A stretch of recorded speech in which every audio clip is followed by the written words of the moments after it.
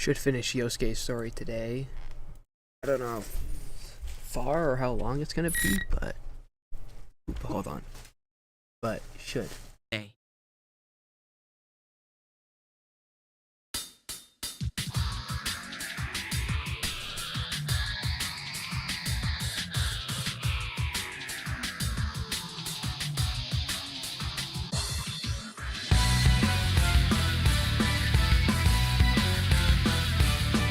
And if we do beat Yosuke, I'm gonna start probably Yukiko? No, Chie.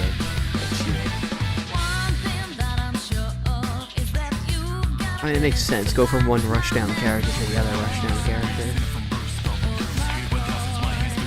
And I really don't want to play as Zoner, so probably gonna avoid Yukiko, but I'm gonna have to eventually. Which again is probably gonna be after Chie. Or I might try to play a grappler and go for Kanji. I don't know, we'll see. I just want to beat Yosuke first.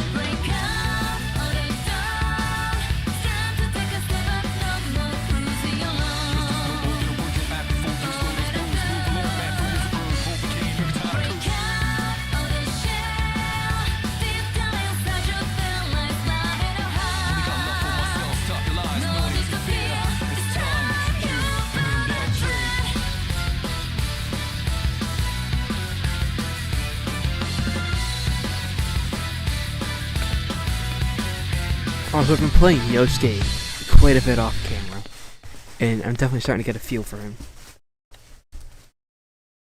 Persona 4 Arena Ultimax. His combos are really short and easy to do, and you don't really have to memorize a lot of them.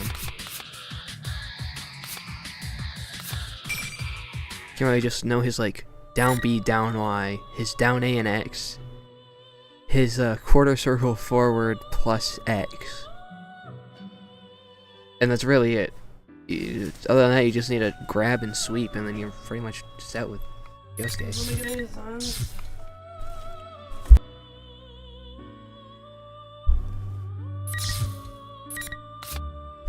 Yeah, we're at scene 7. Yeah, we just beat you. We just beat Narukami. Battle's over. Yu looks up. It's his everyday composed face. Looks like he's back to his good old self. Yosuke, are you back to your usual self? That's my line, damn it! Oh wait, that's right. Did I seem strange to you? You know, Yukiko said this thing. Did I already do this? And didn't save? I can't tell. Oh wait, so did Chie. Something's not right. Chie, yeah. I was wondering who'd be powerful enough to free them. Hold on a second. Hold on a second. Hold on a second.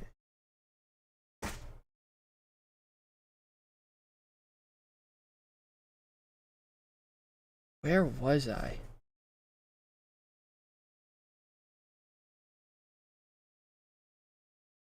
Okay. Okay, this was literally where I am. Okay. Never mind. I just wanted to check. None of them remembered what they said to me before our matches. Hell, they seem to think that I'm the one acting all weird. So maybe it's not the case that they're being controlled. What if I was the one being tricky? What? Whoa. That means I'm the one who needs to wake up? No. Yosuke, wow, why is it taking you so long to realize this? It took Narukami like 8 seconds. It took him 1 round and he was like, that was weird. Were we both being controlled? Yep. You're now you're back. Alright. Probably start rubbing my eyes. I am still being fooled. No, I'm acting crazy. He opens his mouth to say something. You said that I wasn't your partner, so that was a surprise. Like I'd ever say that.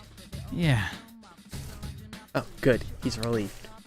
Doesn't show on his face, but I can tell. As we're okay now, you Narukami I know is the one sitting right in front of me. That's why I told you about what's happened so far. Most importantly, the victim. That is, the student council president that Teddy had kidnapped. I see. Then the reason the Midnight Channel seemed so clear was because that girl was already in this world? Hold on. Just gotta check something else because, alright. I think it's working. Oh, you're right. I forgot how that worked. Yeah. He's right. There are two ways that the Midnight Channel appears. And the subject isn't in the TV world yet, the video's all fuzzy and hard to see. But if it's clear, then that means someone's been thrown inside. Looks like our fears were real. There was a victim already. The question is, who put her in here? I don't know. But whoever came up with this is trying to make us fight each other in the Grand Prix. Yeah. Maybe they're hoping we'll take each other out, since they'd be no match for 4 Persona users at once. Wouldn't that be her shadow? Even if I say it, I start to really believe that it's true. Whenever I talk with you, it's like my brain just clicks right into place. No, it's not just the 4 of us. Kanji and Naoto are probably in this too. Kanji definitely, but I don't know about Naoto, because Naoto was like on duty or something. You saw them on the video, right? If Wait, our that's enemy true. is hosting this, they've probably been forced to participate as well. That's true, we didn't see Naoto on the video. Naoto's was something with an IQ of 2,000. That sounds strong. Kanji's was... You don't want to know what Kanji's was. Beefcake Emperor? No way! I don't want to run into him! Can't you go on for me? I'm begging you! You've begged me a number of times already. Can't only the winner move on? Yeah. He's ecstatic. Inside his heart, he's celebrating. His fist, I know it. Shouldn't be a problem if you win. Though if you lose against the Beefcake Emperor, you might be in some trouble. Wait, will I actually have to fight Kanji? Fighting a grappler with a rushdown does not sound fun. Wait. Okay, you know what? That's not too bad. It's fighting and it was Yukiko. I don't know. It's been 2 days. No! I don't want to be alone with him! Why are you saying it like that? Damn it! Fine, I'll go. This must be what they mean by you have to cover your ass for the worst. You'll be fine. You mean me or my ass? No, I mean about saving that girl. You can definitely do this. It's in your hands now. You? There's gonna be something. Sorry for... No, hey, wait. I mean, I was just a little shocked to hear that from him. Until now, he's always been the one leading the pack. I mean, I'm assuming that we're not gonna fight Kanji and we're gonna be Persona 3 characters. My guess is Junpei. Although I kind of want to meet Aigis because... Aigis?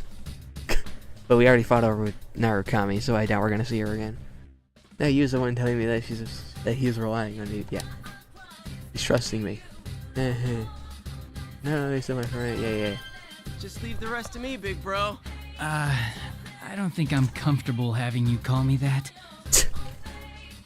Hey, I'm not saying that you're my big bro. It's just we were going on and on about Nanako-chan a moment ago, so...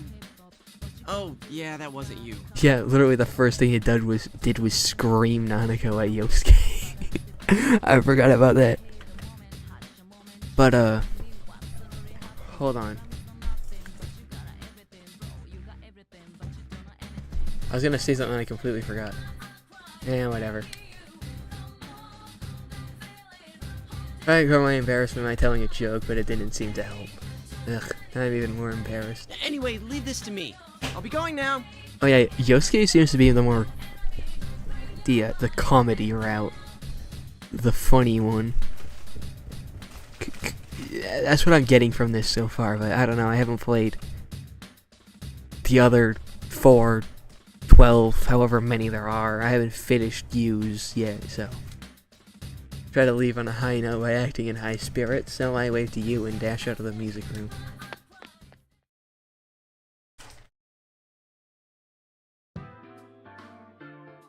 Every time I think I'm getting close to the announcement room, I hit another wall and have to take a detour. Finally make it to the 3rd floor, though.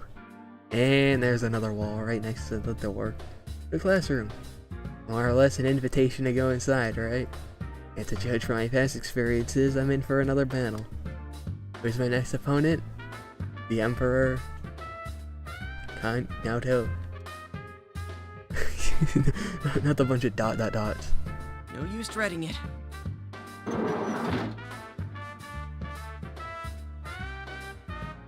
And it's Risante, I mean, Yosuke-kun. it's her. But hold on a second. I know I just started, but I already got it. How has it been 10 minutes already? This has been 4 seconds. Jesus. Hold on.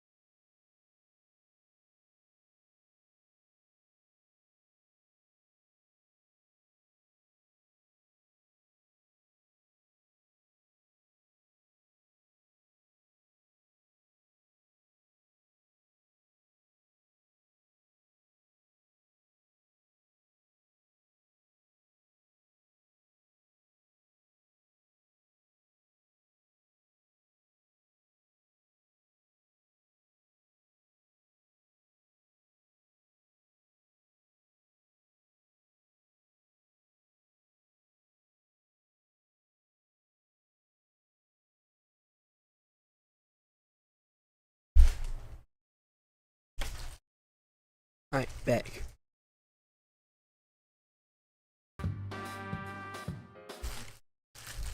Miss President! Booyah! My ass is safe! What? I was expecting Kanji, but our student council president and Teddy. Oh, do I have to fight Teddy? Deserved, actually. It looks like I caught up with them. There's a ton of stuff that I need to get straight. I start off by throwing Teddy a single Hey question. Teddy, what do you love most? A passionate battle with one's life at risk, of course! What? There we have it. Yeah, that's not Teddy. The real one would have said. Oh, come on. Alright then, let's fight. I'll try not to make it hurt too much, but you gotta go down. Sorry, dude. Looks like you're enjoying the Grand Prix, Yosuke, just like I hoped. What? I held this Grand Prix Oh, wait. just for you, after all. I'm glad you like it, Yosuke. Someone else said that this Grand Prix was just for Yosuke. But, didn't someone else... Didn't the smoke go off right as we went into the room? That's probably what's happening. People have been saying that from the start, and it doesn't make any sense. It's only in this world that you can be serious about anything. Didn't the idea excite you?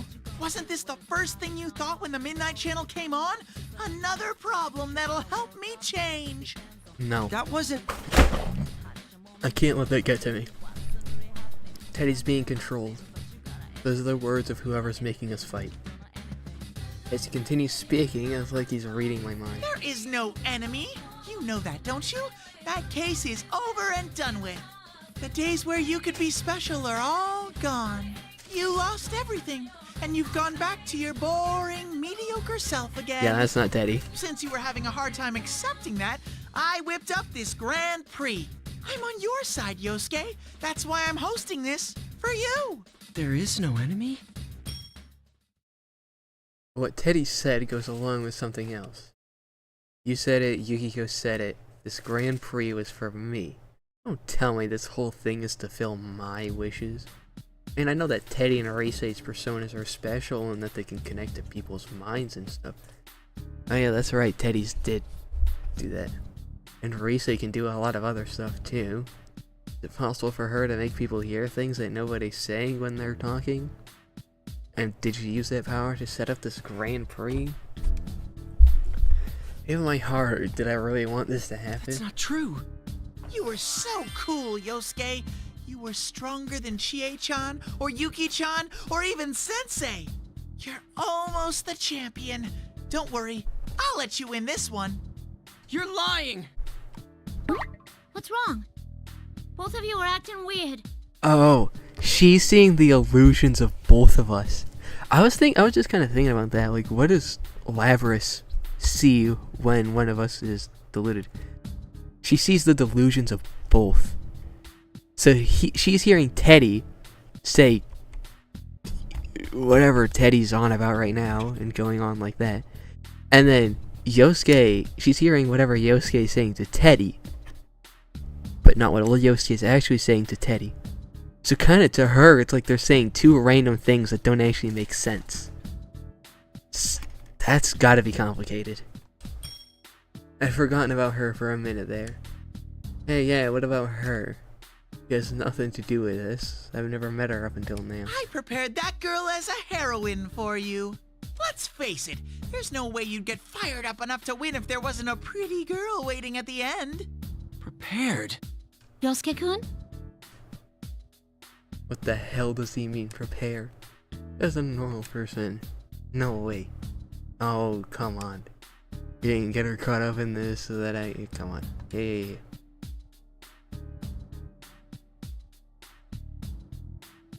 From Yosuke's perspective, probably. It was way too much for me. I stood there with my mouth gaping wide open, unable to utter a word. No goddamn way. What the hell? I never asked for any of this.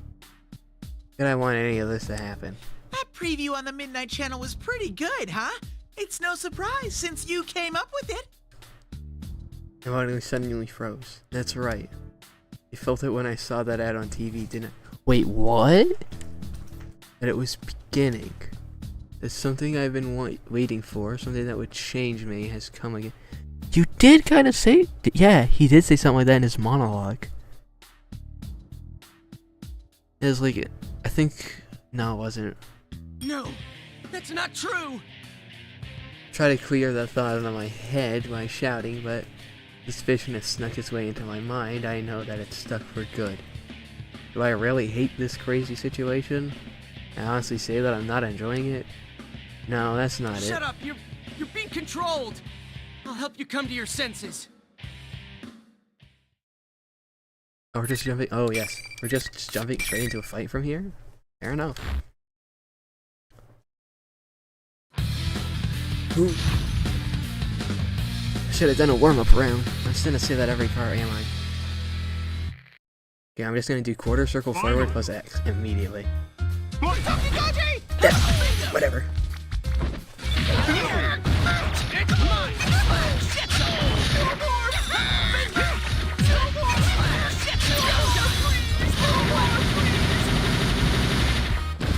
That's it.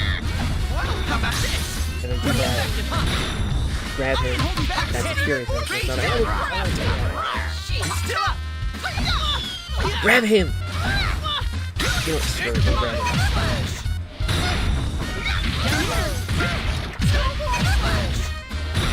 Get poison on him. There we go, we got poison on him.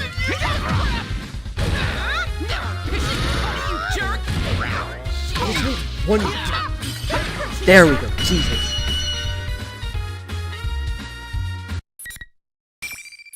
I got the persona break on him, but he still hit me in an item chain, so I was just stuck. I hate item characters in fighting games so much. Teddy, Miss President, are you okay? Yeah, I'm alright. But what was that all about? Aren't you two friends? Yeah, she's gotta be hella confused. I can't bear the look she's giving me. Not confused, not judging, so I turn away. I really want to beat up my friends. I don't want to believe it.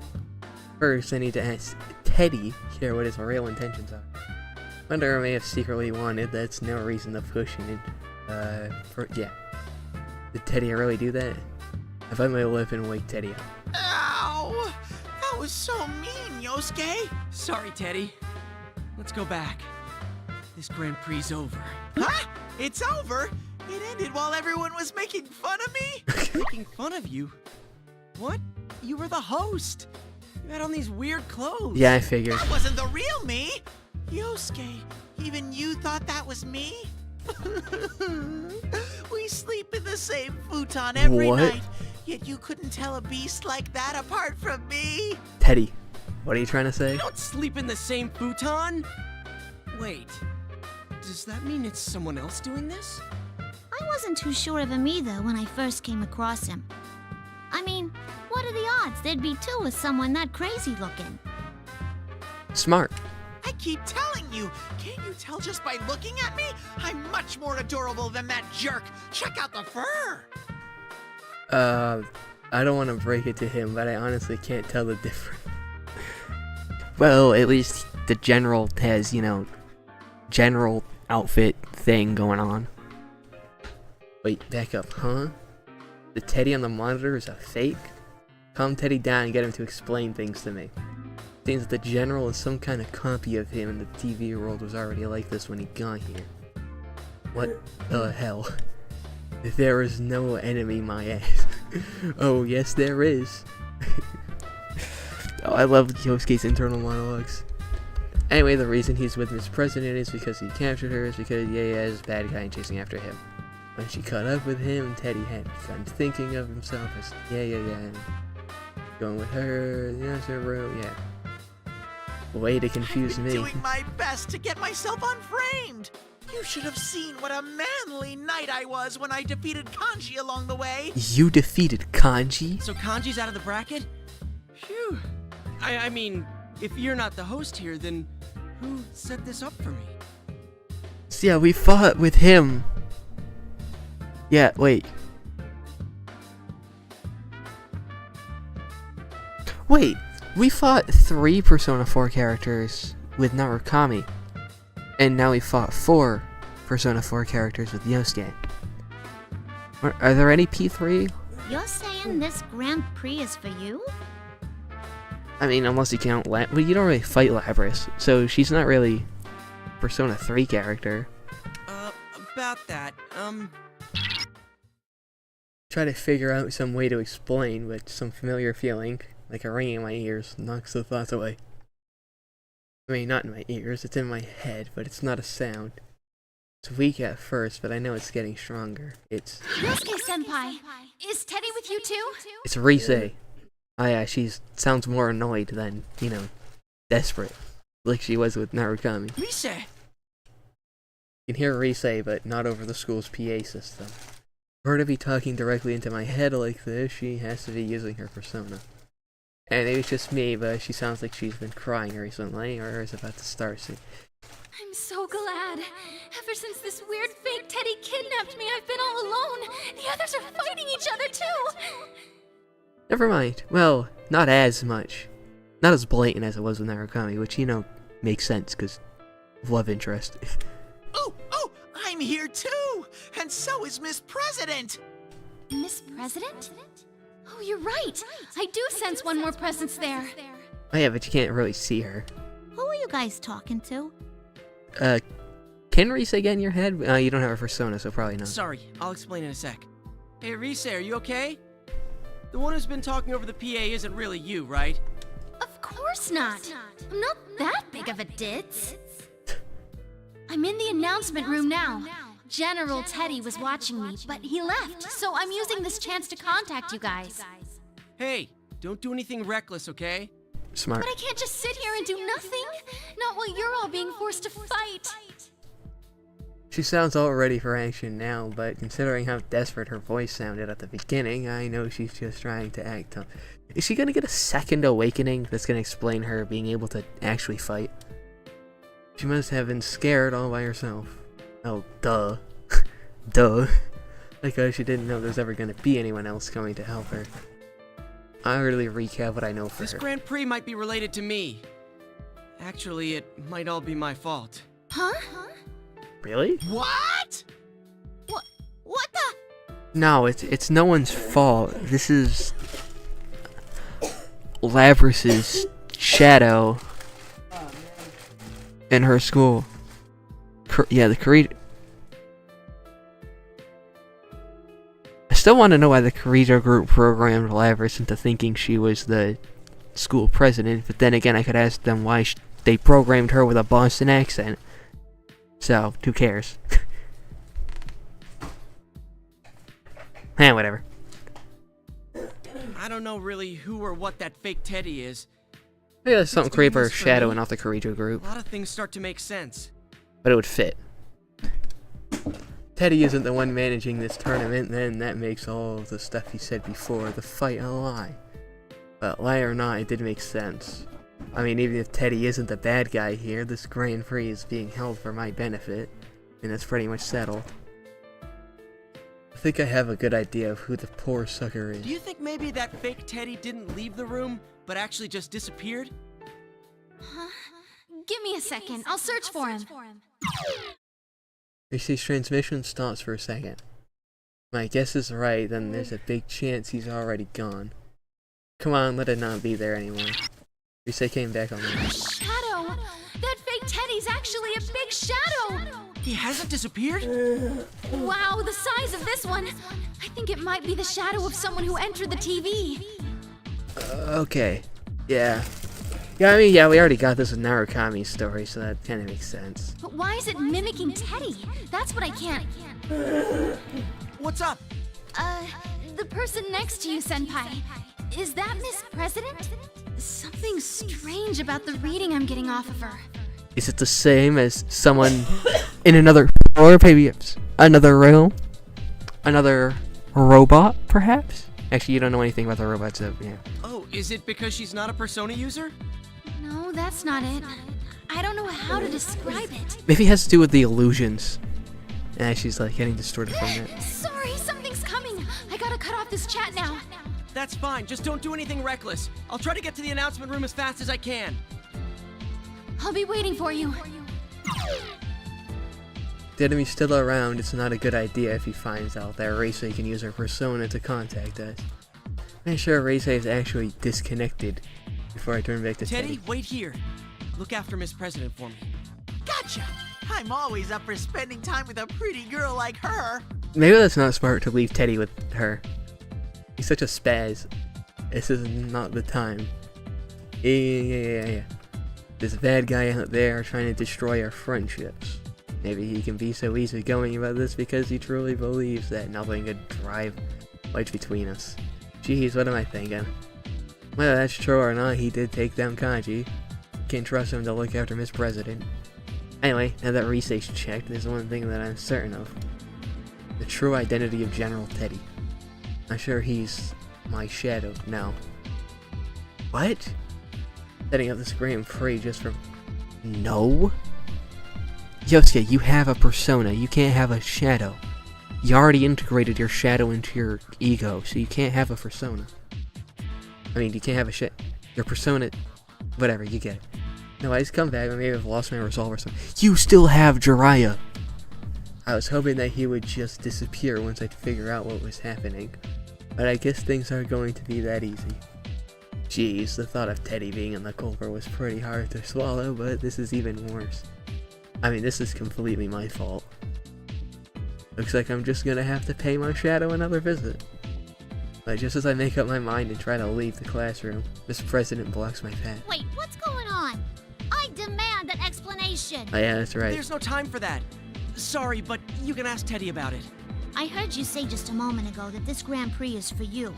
In which case, I gotta ask you, as student council president, if you're going to the announcement room, you gotta let me come too. You can explain things to me once we're there. You can't come with me. It's too dangerous. I'm just gonna lay it on the line for you here. That power you saw when we fought is called a persona. And this is no normal tournament. I'll be fine. I'm plenty strong, you know. How does her persona summoning work? Because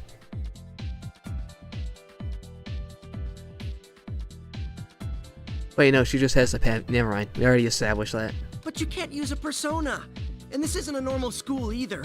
How can I explain this? What was it?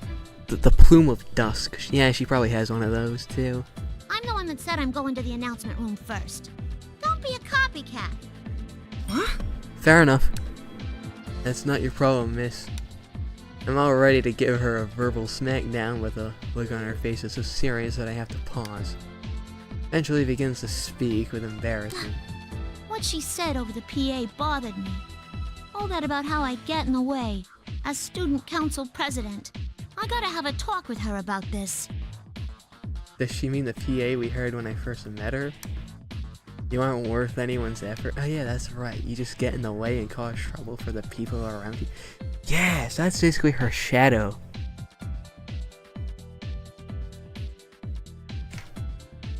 I mean, a lot of times the shadows would like insult people, but I think this is the only time where like a shadow has openly hated the person that it came from.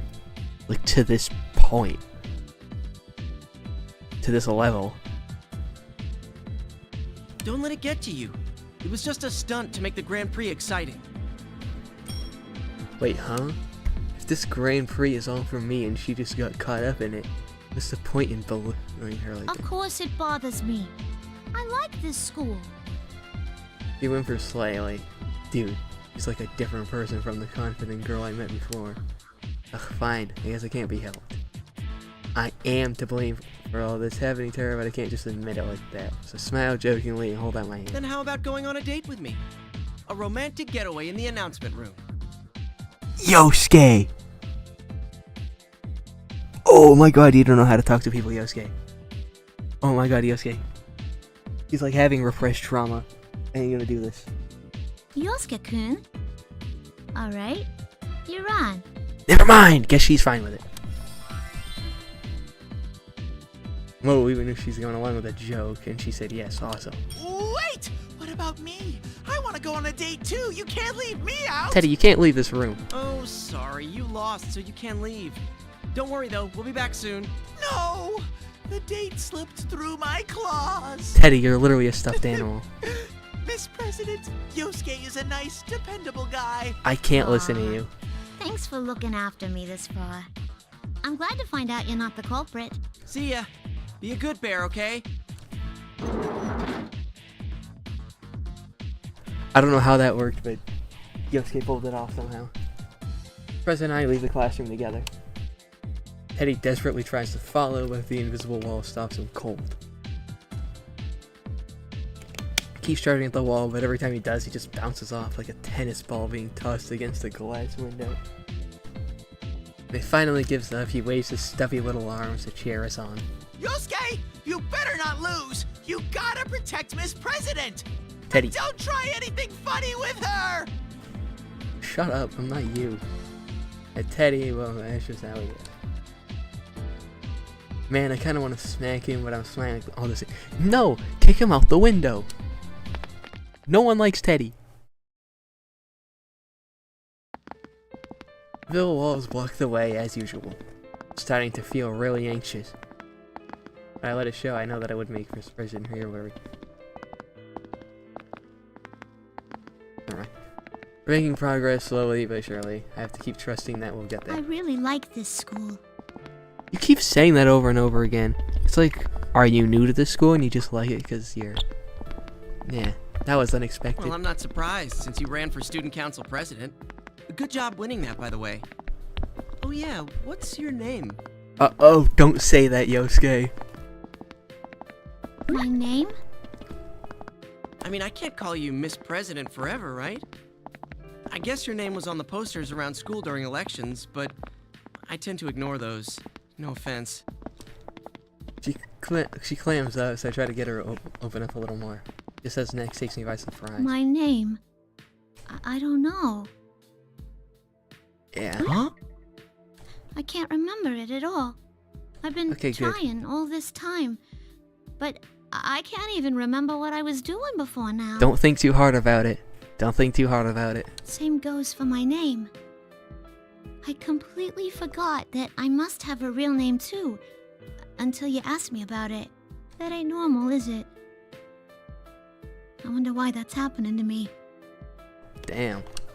It's probably because you've been in here for a long time. You've seen a bunch of other weird things in here, right?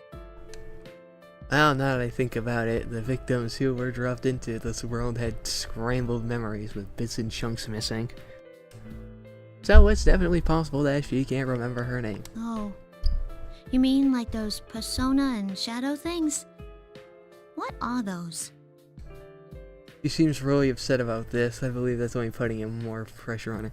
Yeah, that's probably not good to talk to her too much about those, because she's probably gonna, click in her and she's gonna be like, whatever's going on with her past is gonna come back again, and she'll, do the thing she did in Narukami's story.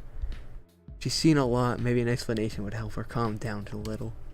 I decided to answer every question she has, one at a time. That's smart. Well, a shadow is another side of you. A shadow is pretty much just a human subconscious. It's what you're not conscious of, or more like the feelings you didn't want to admit you had. Everyone has a side like that, an ugly part of themselves, and most people hate to admit it exists. But if you accept it, it becomes a persona, a power that can protect you. So you have to accept yourself. Yes. I went through that once, but it seems like my shadow's back. Well, I'll just have to accept it again. Sure hope that's all I have to do. How would you accept someone else's shadow? That's too complicated for me to think about. I can't say that part out loud. It's hard to believe I was confident, but in reality I'm really nervous. How can I be smiling when I'm so worried? It's crazy, right? She's probably gonna bring up, how can you have a shadow if you already have a persona?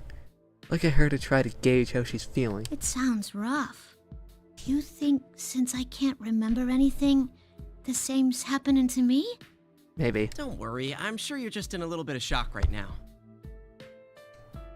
Great. Now I've got her all nervous too. I cheer her up. I try to play up the good parts. You remember that you're the student council president, right? I'm sure you just need a little help to remember everything else. I just tell her that she'll remember everything when we come out of the TV. You think so? You've been a real big help, Yosuke-kun. Hey, is Yosuke gonna pull this off? I'm rooting for you, Yosuke. You can do this. Huh? Me? Did I do something? You're not Makoto, but I still believe you can. You sure have. I think, yeah, he can. Come on, Yosuke, you can do it. She finally smiles. It's only a little one, but it's there. Huh, is this really the first time I've seen? Yeah, come on. Oh my god, Yosuke.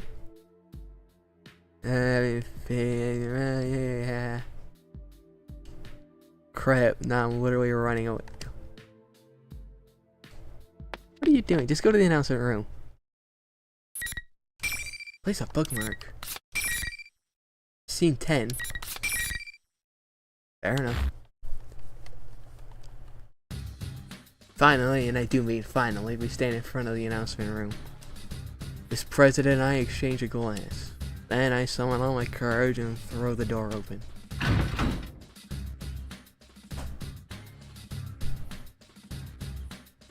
Kind of looking at the background there. Nice wallpaper. That's just straight at the TV world and through the window. They're gonna see the fake Teddy, or should I say my shadow in the room. Huh? Reisei's the only one in here. Yosuke-senpai! Are you alright? Where's the shadow? You mean the fake Teddy? He hasn't come back at all. I sense this weird presence, but I don't know what it is. Reisei looks around nervously. Look around too. I haven't been in the announcement room that often, but I can tell that this isn't anything like the real one. Room is huge with monitors everywhere. Not to mention the giant window taking up an entire wall with a crazy view outside. Yeah, this is crazy town, alright. I love the inner monologues because they like show so much characterization. They should have done this in the normal Persona games and had that for the main characters. So the characterization we get for them is like their dialogue choices, how they look, and then how they act in cutscenes. And that's it. That's everything. Here we actually get good characterization for them. Well, of course, Yosuke isn't a main character, but you got more with Narukami. I mean, well, except for I guess, because she's, you know, she's the Persona main character. I guess. What's this weird presence that Reisei's talking about? What are you freaking out about? This is your chance to save a pretty girl and become a hero, right, Yosuke? So Labrys' shadow is now deluding him into thinking he's seeing his shadow to play into his own thing. Huh? That's Yosuke-kun's voice. Wait, how is this gonna... Is this actually his shadow? Wait a minute, how does this work? No, it can't be. Never mind. So they turn in the voice's direction. Maybe it's something like this for every character. There's no one there a second ago, but now suddenly there is. And he has my face. His inhuman gold eyes narrow in a taunting way. Looks like I was right. Hey there, Yosuke. Yosuke-senpai's shadow? Man, this isn't getting any easier. At least I can confront him without freaking out like I did last year. Ow. I thought you merged back with me. I'll come out anytime you start ignoring me. I'm always watching you. I am you after all. This is a shadow? Yeah, that's right. You're me. You're the weakness in my heart. I admit it. Now get back here. I blurted out before I have time to get second thoughts. This should do it. Then the shadow starts laughing instead. Not bad, but that's exactly what I mean by ignoring. You haven't changed at all since then. You just cover up whatever you don't want to see and paper over it. That's why I've returned. I'm not your persona anymore. Don't tell me. Hold on a sec, does that mean forget logic as fast as just to try it? Jiraiya! My nervous voice fills the announcement room, and that's it. Son of Jiraiya doesn't appear. Oh, wait a minute. Huh. That's weird. Instead, the shadow begins laughing even harder. No way. So you really are? To be honest, I was still doubtful. I had hoped that he wasn't my shadow. I mean, of course, I didn't want to believe I was the cause of this grand free mess, let alone admit that I was actually enjoying it. Hold on. Jiraiya... hold on. Maybe he can't summon it because he already has the cognition that he doesn't have his persona, so that's why the summoning failed. He still has his persona, he just couldn't use it for some reason. The shadow's right. It's a delusion, kind of like getting silenced almost. All I was doing was ignoring the problem. My fists clench, my knees lock, and my entire body shakes. Is this because I was weak? Is that why everyone got dragged into it? Yep. Because I wanted a crisis to solve again.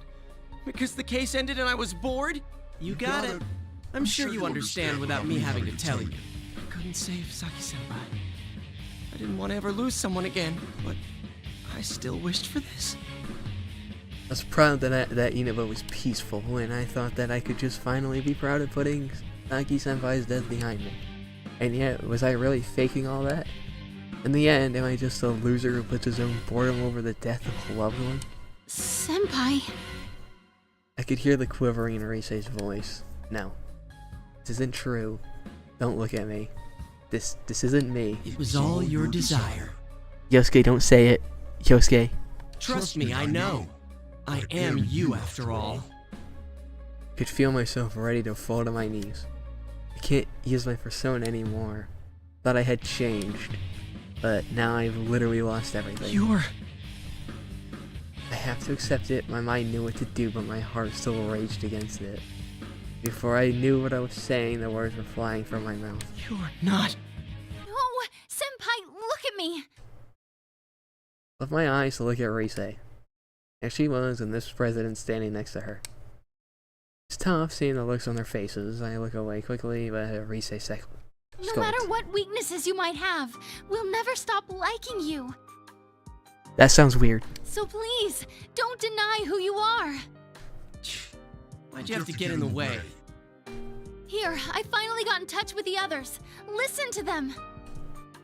Rise closes her eyes and folds her hands as if in prayer.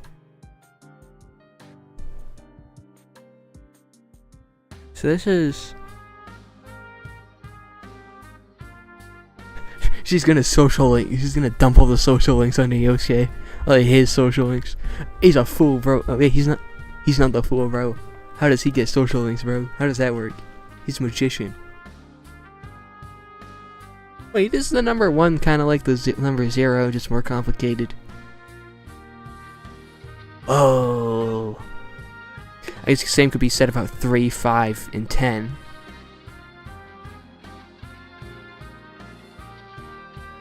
Eon is complicated. Yeah, but the Jester exists, so I don't really support that. Yeah, we already have the Eon, and we already have the Universe and all the other ones, and we already have the Jester to complement the Fool, so we don't need the Magician being able to do that.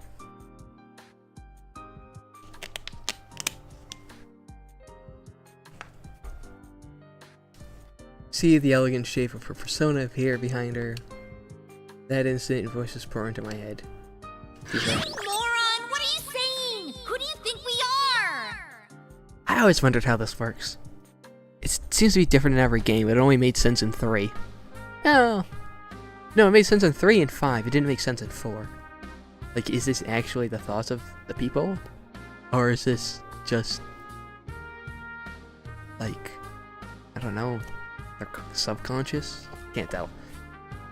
Yosuke-kun, we heard everything, but there's nothing for you to be afraid of. Yeah, because, like, Tanaka in 3 acknowledged it. It's like, why the hell am I thinking about you right now?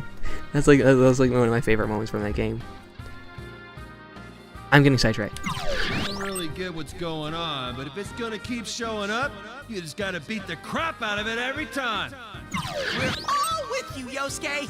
You can rely on me too, you know. Anyone can fall prey to the same troubles and insecurities. Oh. It's not just you, Senpai. It's true for all of us. Naoto is in the TV world. Oh. Everyone, vision suddenly clears. I didn't even realize that I was squeezing my eyes shut. Naoto? How come you're here? He commented. That's well. Okay, so this is actually conscious to the people. Fair enough. Who cares why? There's more important stuff at stake here. Oh, so they're all able to communicate with each other. And after Chie, the clearest voice of all. You won the battle against yourself back then, but you can't do it this time? Yosuke, believe in us. I hear my partner's voice, I draw a ragged breath. Catch myself and inhale deeply, not noticing until now just how much I had tensed up in the last few moments. Rise, the bringer of these voices, turns to me. Oh, yeah, she expects me to feel better, yeah.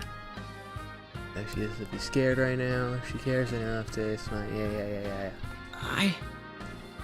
That's right. Finally I realized the simplest truth. Myriad truth.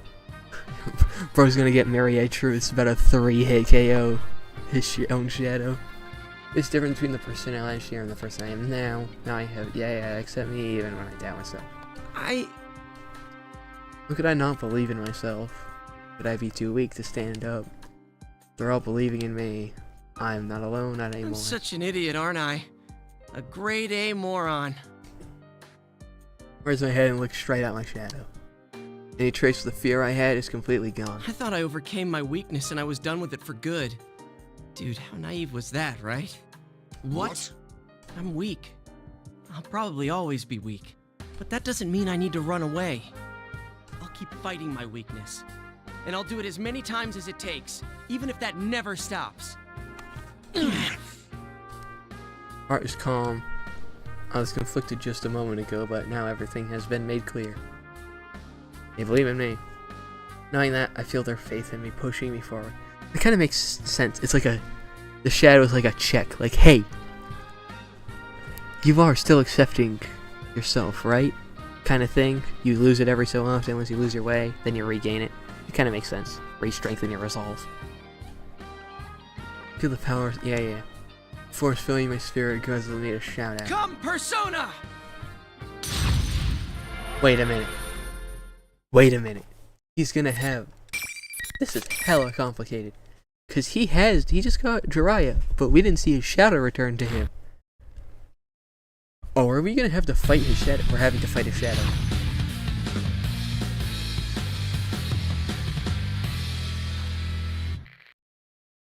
Final.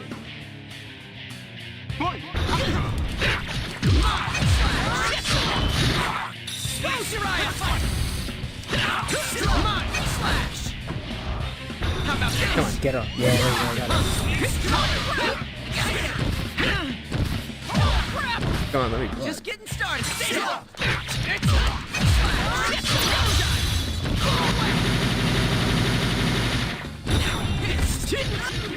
Poison off.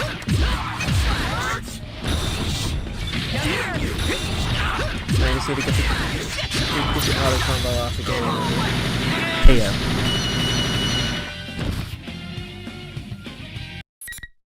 Yeah. That wasn't too bad. I thought the mirror match would have been pretty bad, but I really need to do a stun Shadow Yosuke, and then just, yeah.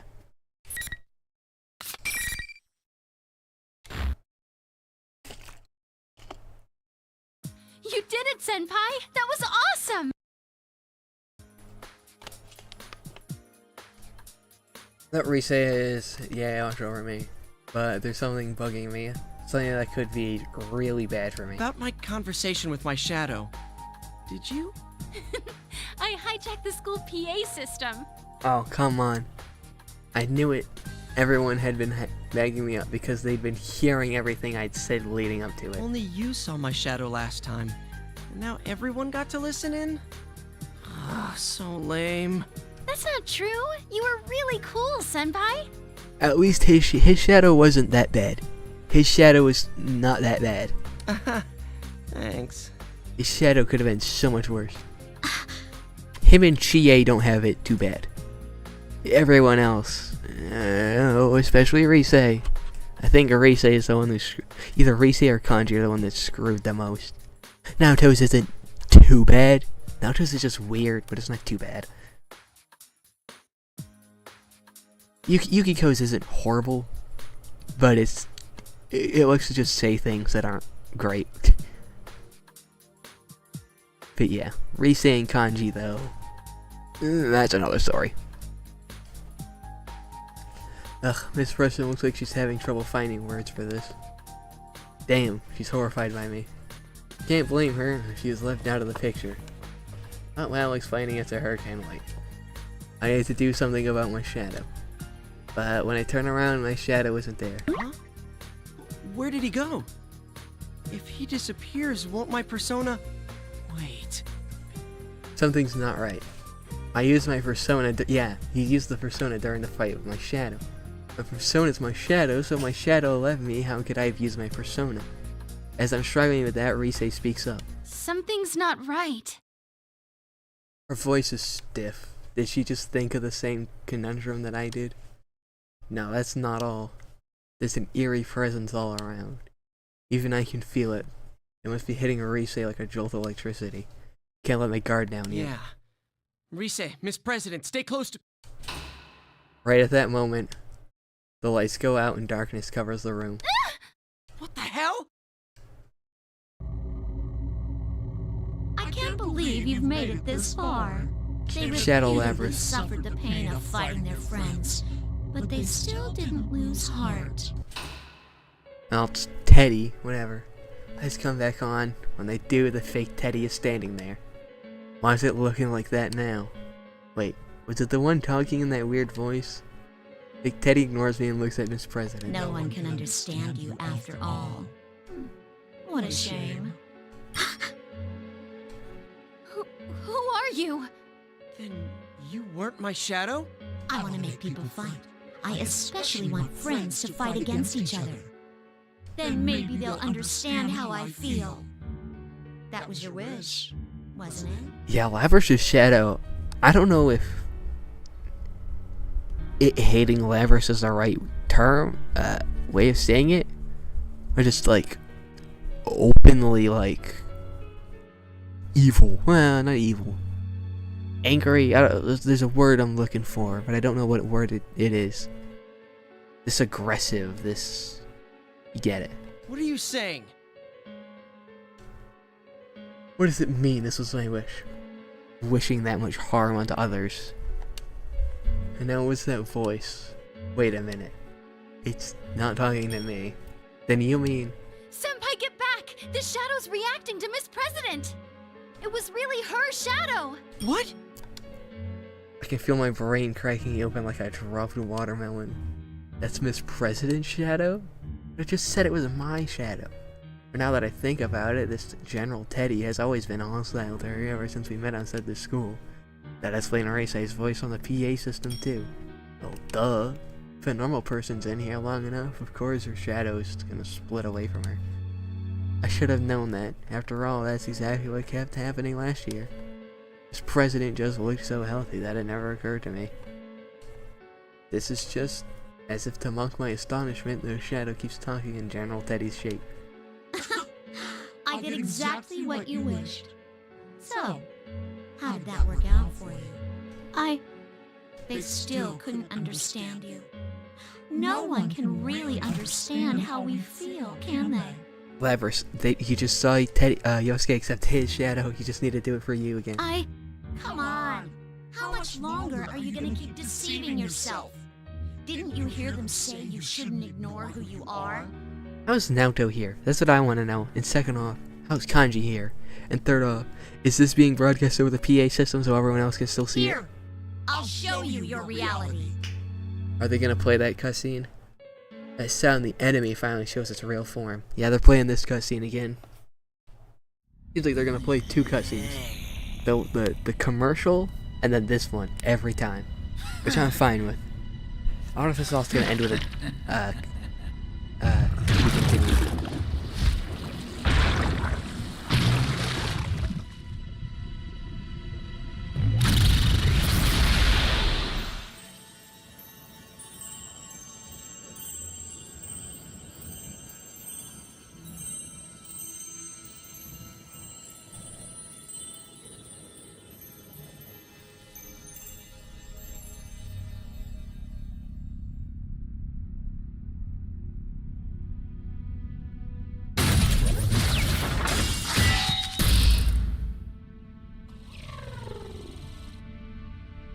Oh yeah, now also one CG of her losing her. Yeah, illusion. That might change a little bit. This maybe not. I am a shadow. The true self. Learn from Yosuke. That's my face. That's all this the same. Even though her shadow has the same face, her body is wrapped in metal.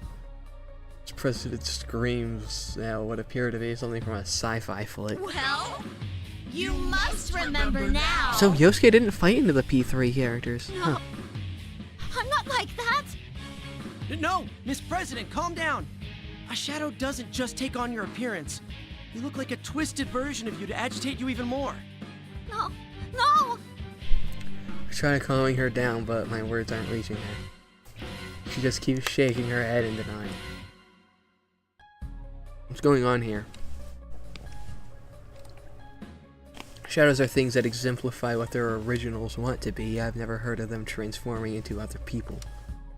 Shadow sees my confusion and smiles. It's an illusion. Huh?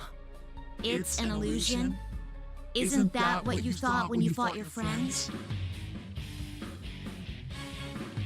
Yeah, Yosuke. Get it together, Your man. senses were being deceived. Warping what you saw. Twisting what you heard. That's how you made my senpai fight each other. Is that your power? Not just mine. It's actually our power. Whoa, what do you mean our? Isn't that so? Me. Labrys can deceive? I didn't know that. That's new. Our? What is she saying? No. I'm not like you. I'm human.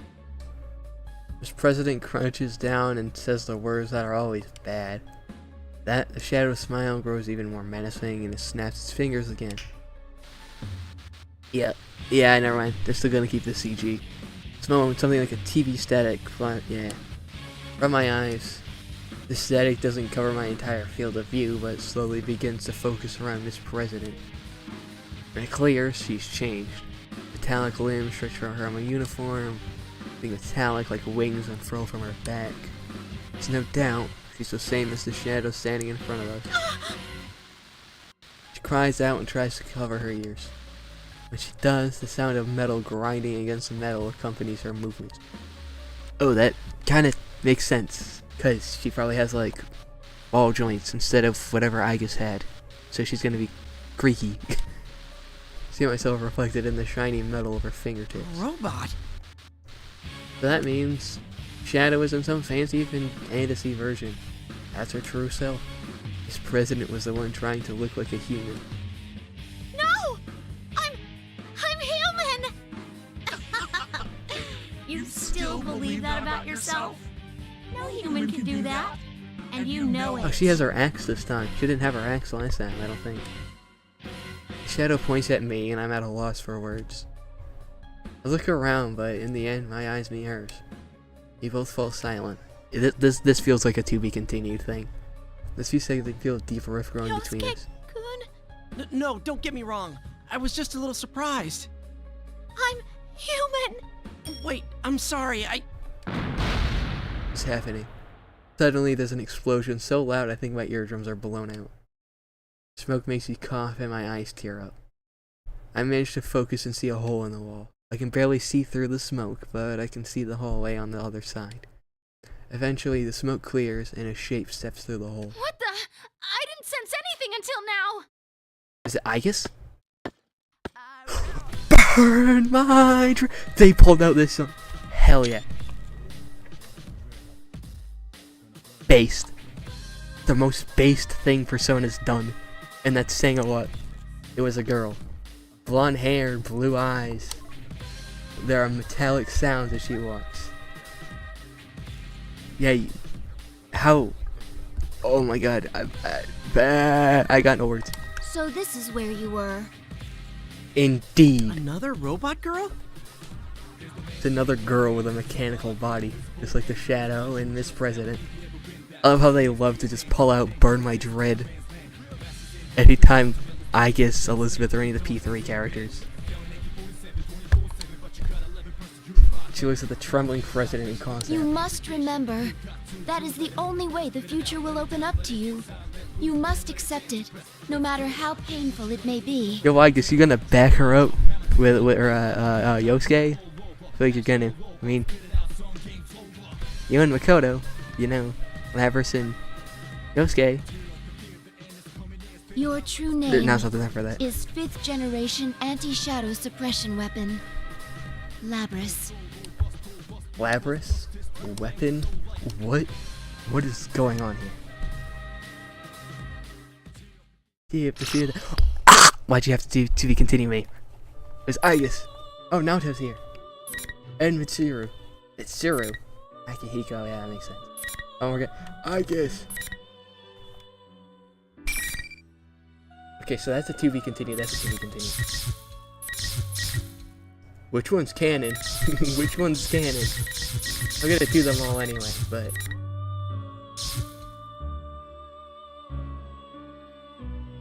God. No, I could play Igus. Because I kinda know how to play Igus.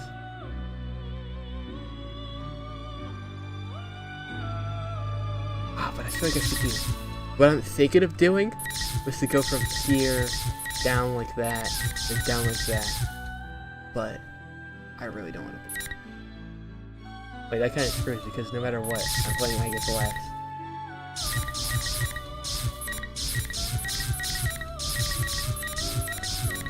I really want to play Igus.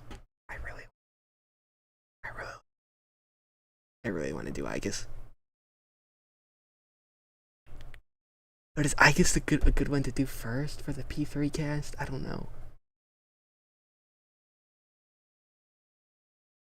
We're gonna recap it anyway. I don't know.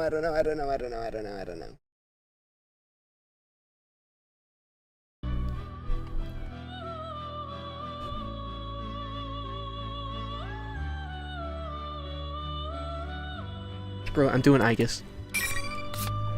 I'm just gonna, just boot up a training mode for Aegis real quick, just to kind of re-remember her moves, because I kind of remember them, I kind of don't. Welcome to the Velvet Room. This place exists between dream and I'm on a reality. mission. Picture in your head your own appearance as well as your alter ego. Here goes. Very well.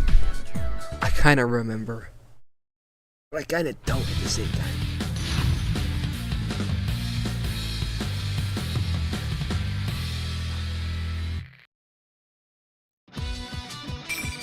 What was her command list? Oh yeah, that's right. Down, down, Y. I see you. Going. Strike. Strike. Persona. Strike. Persona. Okay, so that's just kind of like a longer range. Persona. I think I remember. Yeah, I could do that and then hit Y. Persona. Do that and then have it go. I see you. Yeah, like that. And I could do, yeah. Persona. Or, Here. oh yeah, that's right. Her down A throws grenades. Her down X does that.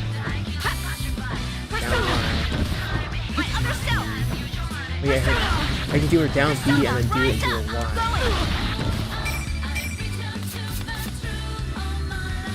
Yeah, that. Down, down X is the mode change. Fire. Yeah, we got that one. And then we can do down.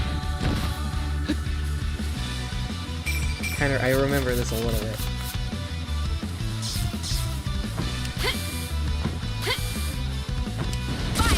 Yeah, that one's a little tricky to pull up.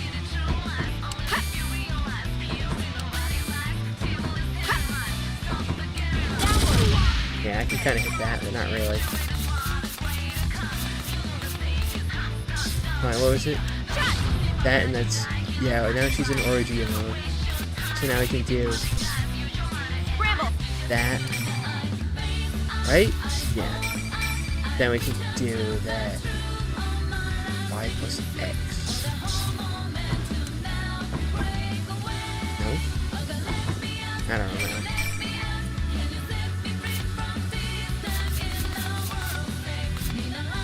Okay, so that's just A and... Yeah, I remember that one. So do that, and then... Alright. No escape. I remember that one.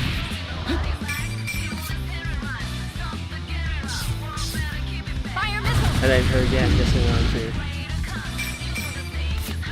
Then she also has the... I don't know. Strike. No escape. Wait, did I pull that off? No. That's her. What did I just do? What is this move that I did?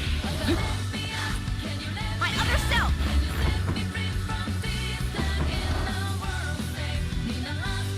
Strike. Dash. Dash. Hold on. Athena. Persona. Persona. Probably an origin mode thing, so I can go back into it. I failed. Oh yeah, that's right. Her, what was it? It was her upward sweep. Strike. Persona. Down. It was that, yeah. Scramble. Scramble. You know, that does But, hold on. No. What is that? That's this one, alright. Fair enough. I can kind of play, I guess. Dash. Kind of. Up three. Fire missile. Yeah, that's that one. Well, let's let Origami mode run out so I can do like a normal attacks. Overheating. My other self. Persona, rise up. No. Persona. No. My other self. No. Persona, rise up. Persona. Athena. Going. Going. No? What? Oh. Fire. Yeah, it's that and then. Cannon. Yeah. Your grab is an explosion, isn't it? Oh yeah, that's right, you can do that. The furious action. And when you do that in there, you can do a sweep kick. You sweep this back. Your grab is a full stun, and then you're down and I like your down. What is it? Is that also your down? That's your down edge. And your down. Down X is so good.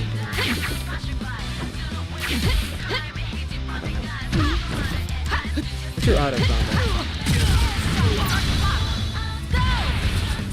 Yeah, your auto combo isn't that good.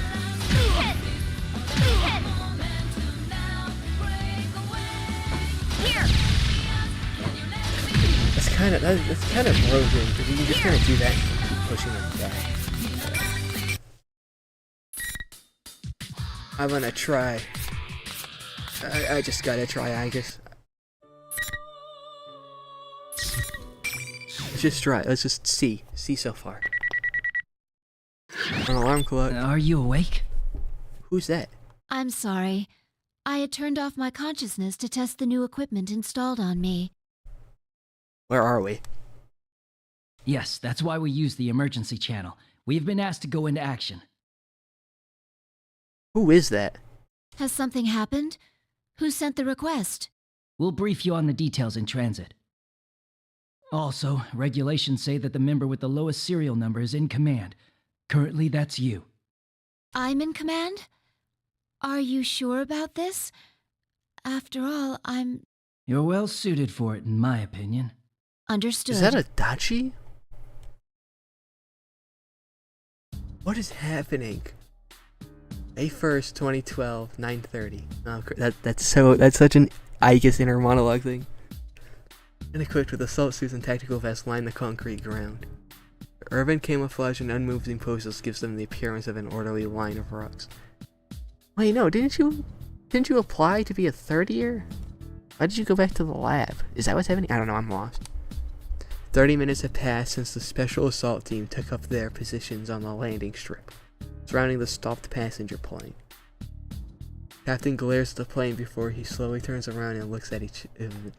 Oh, wait a minute. Yeah, they were saying that there's a plane that was hijacked, and I guess is here. Okay, fair enough.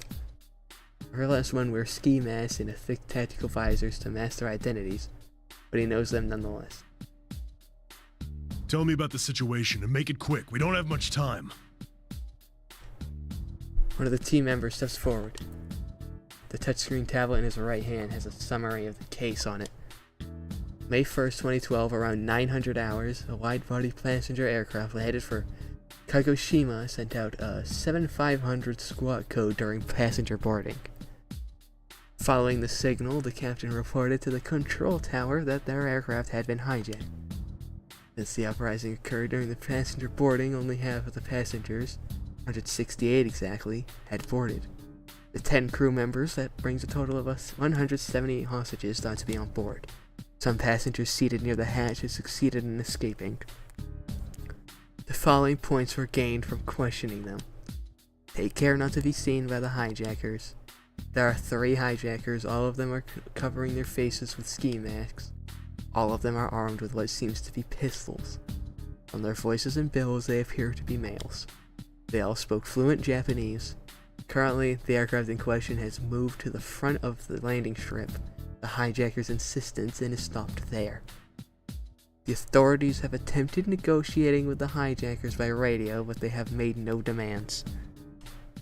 The team member finishes his report. This is, never mind, I guess this is a good one to play because this is detached from even the Persona 3 cast. I want to know what happened to Aigis after the events of the answer, though. Yeah, this is after she graduated, so yeah, I guess she is kind of at the lab and not so interested. There hasn't been a plane hijacked in this country in over 10 years. None of us, not even me, have dealt with this before. Still, the procedure remains the same. Trust yourself, remember your training, and keep a cool head. Good advice. Captain turned towards the plane again. Taking that as a cue, the team scatters to their specified posts to take up positions.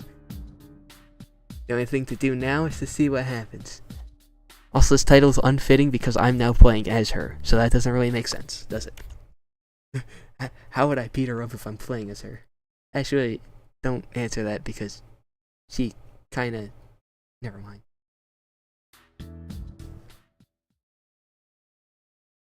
Eventually, 10 o'clock comes around. You said 900 hours and are you using normal time? Bro, make up your mind, I guess. Use military time or human time? Or civilian time? Yeah, it's civilian time. Half an hour has passed with no new developments. Repeated attempts to contact the hijackers have been made, but they have yet to make any demand. Tensions are beginning to rise. The worst case scenario is that they have no need to make demands, that their objective is to seize the passenger plane itself. In this case, the team would be facing a large-scale terrorist attack. Come on, talk to us. Captain mutters to himself, deep in thought. The perspective of rescuing the hostages every second that passes without learning the hijackers' objective is a second wasted. Captain and his team can wait in hiding, but the same is not true for the passengers on board. For untrained civilians, extreme stress can easily lead to physical and mental problems. True not only for the hostages, but for the hijackers as well. This is interesting. Because we hear about this on the news, and now we're actually seeing it. And I wonder why, I guess can just kind of... Boom! We're here now. You're dead. It's kind of smart to actually have Aigis here. She ready and right. She kind of... She threatened people to use her weapons, but never actually did. Only on shadows. When people lose their nerve, they tend to act irrationally. Hostages will begin to lose hope, and the hijackers will begin taking it out on the hostage. Yeah. An hour into the incident, anything could be happening inside the plane. Captain could do nothing but glare as the time ticked by. After 15 more minutes had passed, a slight change in the situation was reported.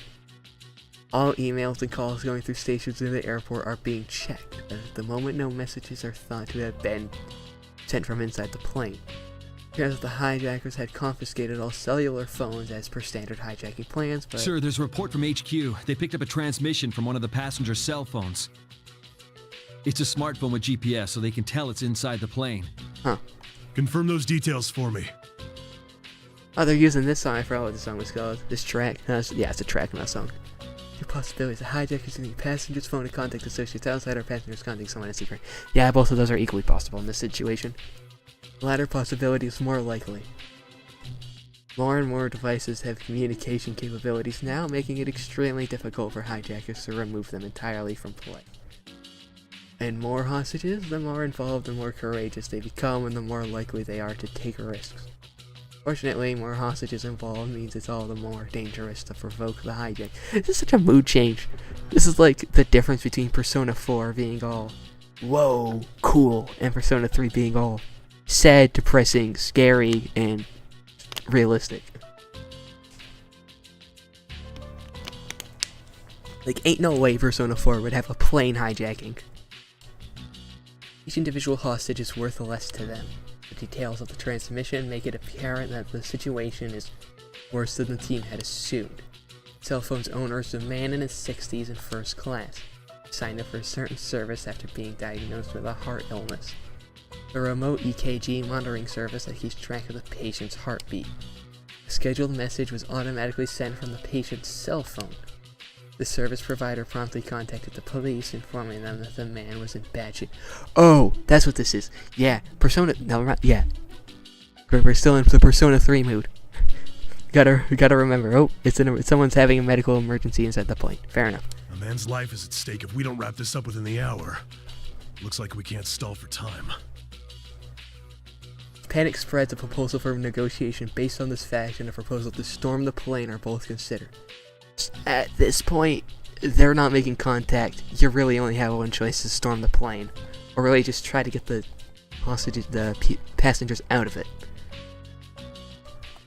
But because only half the passengers had boarded, the situation inside the plane is uncertain, making devising a tactical plan difficult. Though if nothing is done, a passenger will surely succumb within the hour. Blunder like that must be avoided at all costs. That was the thinking that guided the police officials to make their decision. That same day at 10:30, they're storming it. Withdraw? This is a hijacking! What are you thinking, withdrawing our people? What? That's not the right choice to make. Yes, I understand. Are you gonna send Igus in? Because that would make you be smart. Wait, what's going on? Orders are orders. We'll fall back at once. Get ready. Oh, I see. They're seeing how the hijackers are gonna react if they pull back. That's fair. That's fair. I understood the sudden withdrawal order. I withdraw the team during a hijacking. No one on the scene agreed with the decision, but the order could not be overturned. Men here are not the brain, but limbs whose power is best put to use by precisely following order. Or maybe, what if this is from the hijackers, and they're telling them to back down? That's also a possibility. Just then, another group approaches without a sound. Its members are dressed differently in suits and trench coats, but all of them wearing black and sunglasses. Glance, it's clear that they are tall, well-built, and used to this situation. Is that the meaning of armbands? No, that's not. That's, deep breath, in the background. Yeah. Reincarnation version is so much better than the one in game. Both the reload and the original. But I mean, for reasons. With nearly 20 of them gathered in one place, they are imposing despite their silence. Those seem to be airport personnel, but neither are they known to the police. But the captain senses they're in the same line of work and approaches. Who are you? His voice was laced with suspicion, but the man at the head of the group speaks passionately, as if he'd heard. For the next half hour, we're in command of this scene. Fair enough. You didn't answer the question. Who's responsible for this? Might be bigger than what you guys know. So just stand down. The men in suits probably know better than you do. Captain's tone unconsciously hardens. The group of men in black parts in one of them number in the rear steps forth. The captain can't stop himself from furrowing his brow. I already sense the unrest spreading amongst his team, who watches in silence. My stepping forward looks like a 17 or 18-year-old girl. It's Igus. Igus is part of the men in suits. That's why, yeah, that makes sense actually. Never mind. Yeah, so the men in suits are sending her in. She's become a special ops unit. That's good use of a combat robot. She's dressed in black and wears sunglasses like those around her, but her slender build is out of place. Yeah, this is so funny. Oh my god. This is such a Persona 3 thing. Her blonde hair stands out even more in contrast to her all-black outfit. The girl walks a few more steps forward and removes her sunglasses. That's why she was wearing the tie. That's why she was wearing the tie. Because, how did she get inside a TV world though? But whatever, that's going to be explained. That's why she was wearing the tie.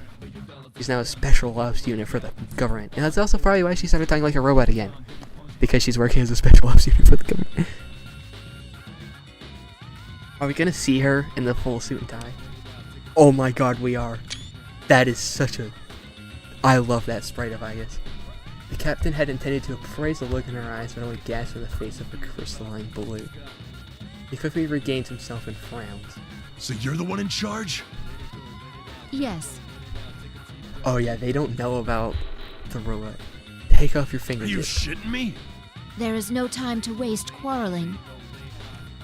This is so weird, but I kind of love it at the same time. She looks at him fearlessly despite the armed team surrounding her. The absurdity of it all is what helps the captain get over his surprise. Her age and appearance are most likely meaningless. She is clearly no ordinary girl. Are you not even gonna tell me who you're with? I cannot. The government. So you expect me to hand over control of the scene to you without even telling me who the hell you are? You don't need to know who she is. I believe orders to withdraw have already been issued. Her calm voice only irritates him. Captain closes the distance to the girl, and while he stops short of her, yeah, he's gonna make a mistake. Lady, I don't know what kind of juice you have with the brass, but are you ready to be responsible for the deaths of those passengers? Yes. Your protests are doing nothing to relieve the danger. Rescuing them as soon as possible is my, or rather, our duty. That explains her attitude in her normal conversations. Girl's completely interrupted as she speaks. It's like she's a machine or something. The captain thinks more dumbfounded than he. It's like she's a machine or something. It's almost like the way she speaks is a little robotic. Maybe perhaps a little inhuman. Have faith in us. We too wish to save them. For the first time, something like determination flickers within those eyes. Looking into them, the captain finds something akin to resolve and confidence in them. Steps back. Raising his right hand to his chest, he shows the girl his watch. Right. But you got exactly 30 minutes and not a second more. Understood. She's gonna blow up the door, go in, probably knock out all the people, and then go out. But the girl nods, she gives instructions to prepare a stair car to the group she's leading. Captain's fist tightens nervously. Since there are a few uses for a stair car, quietly moving it into place may make the hijackers think that a strike team is getting ready to storm the plane. But there is no hesitation on the girl's actions.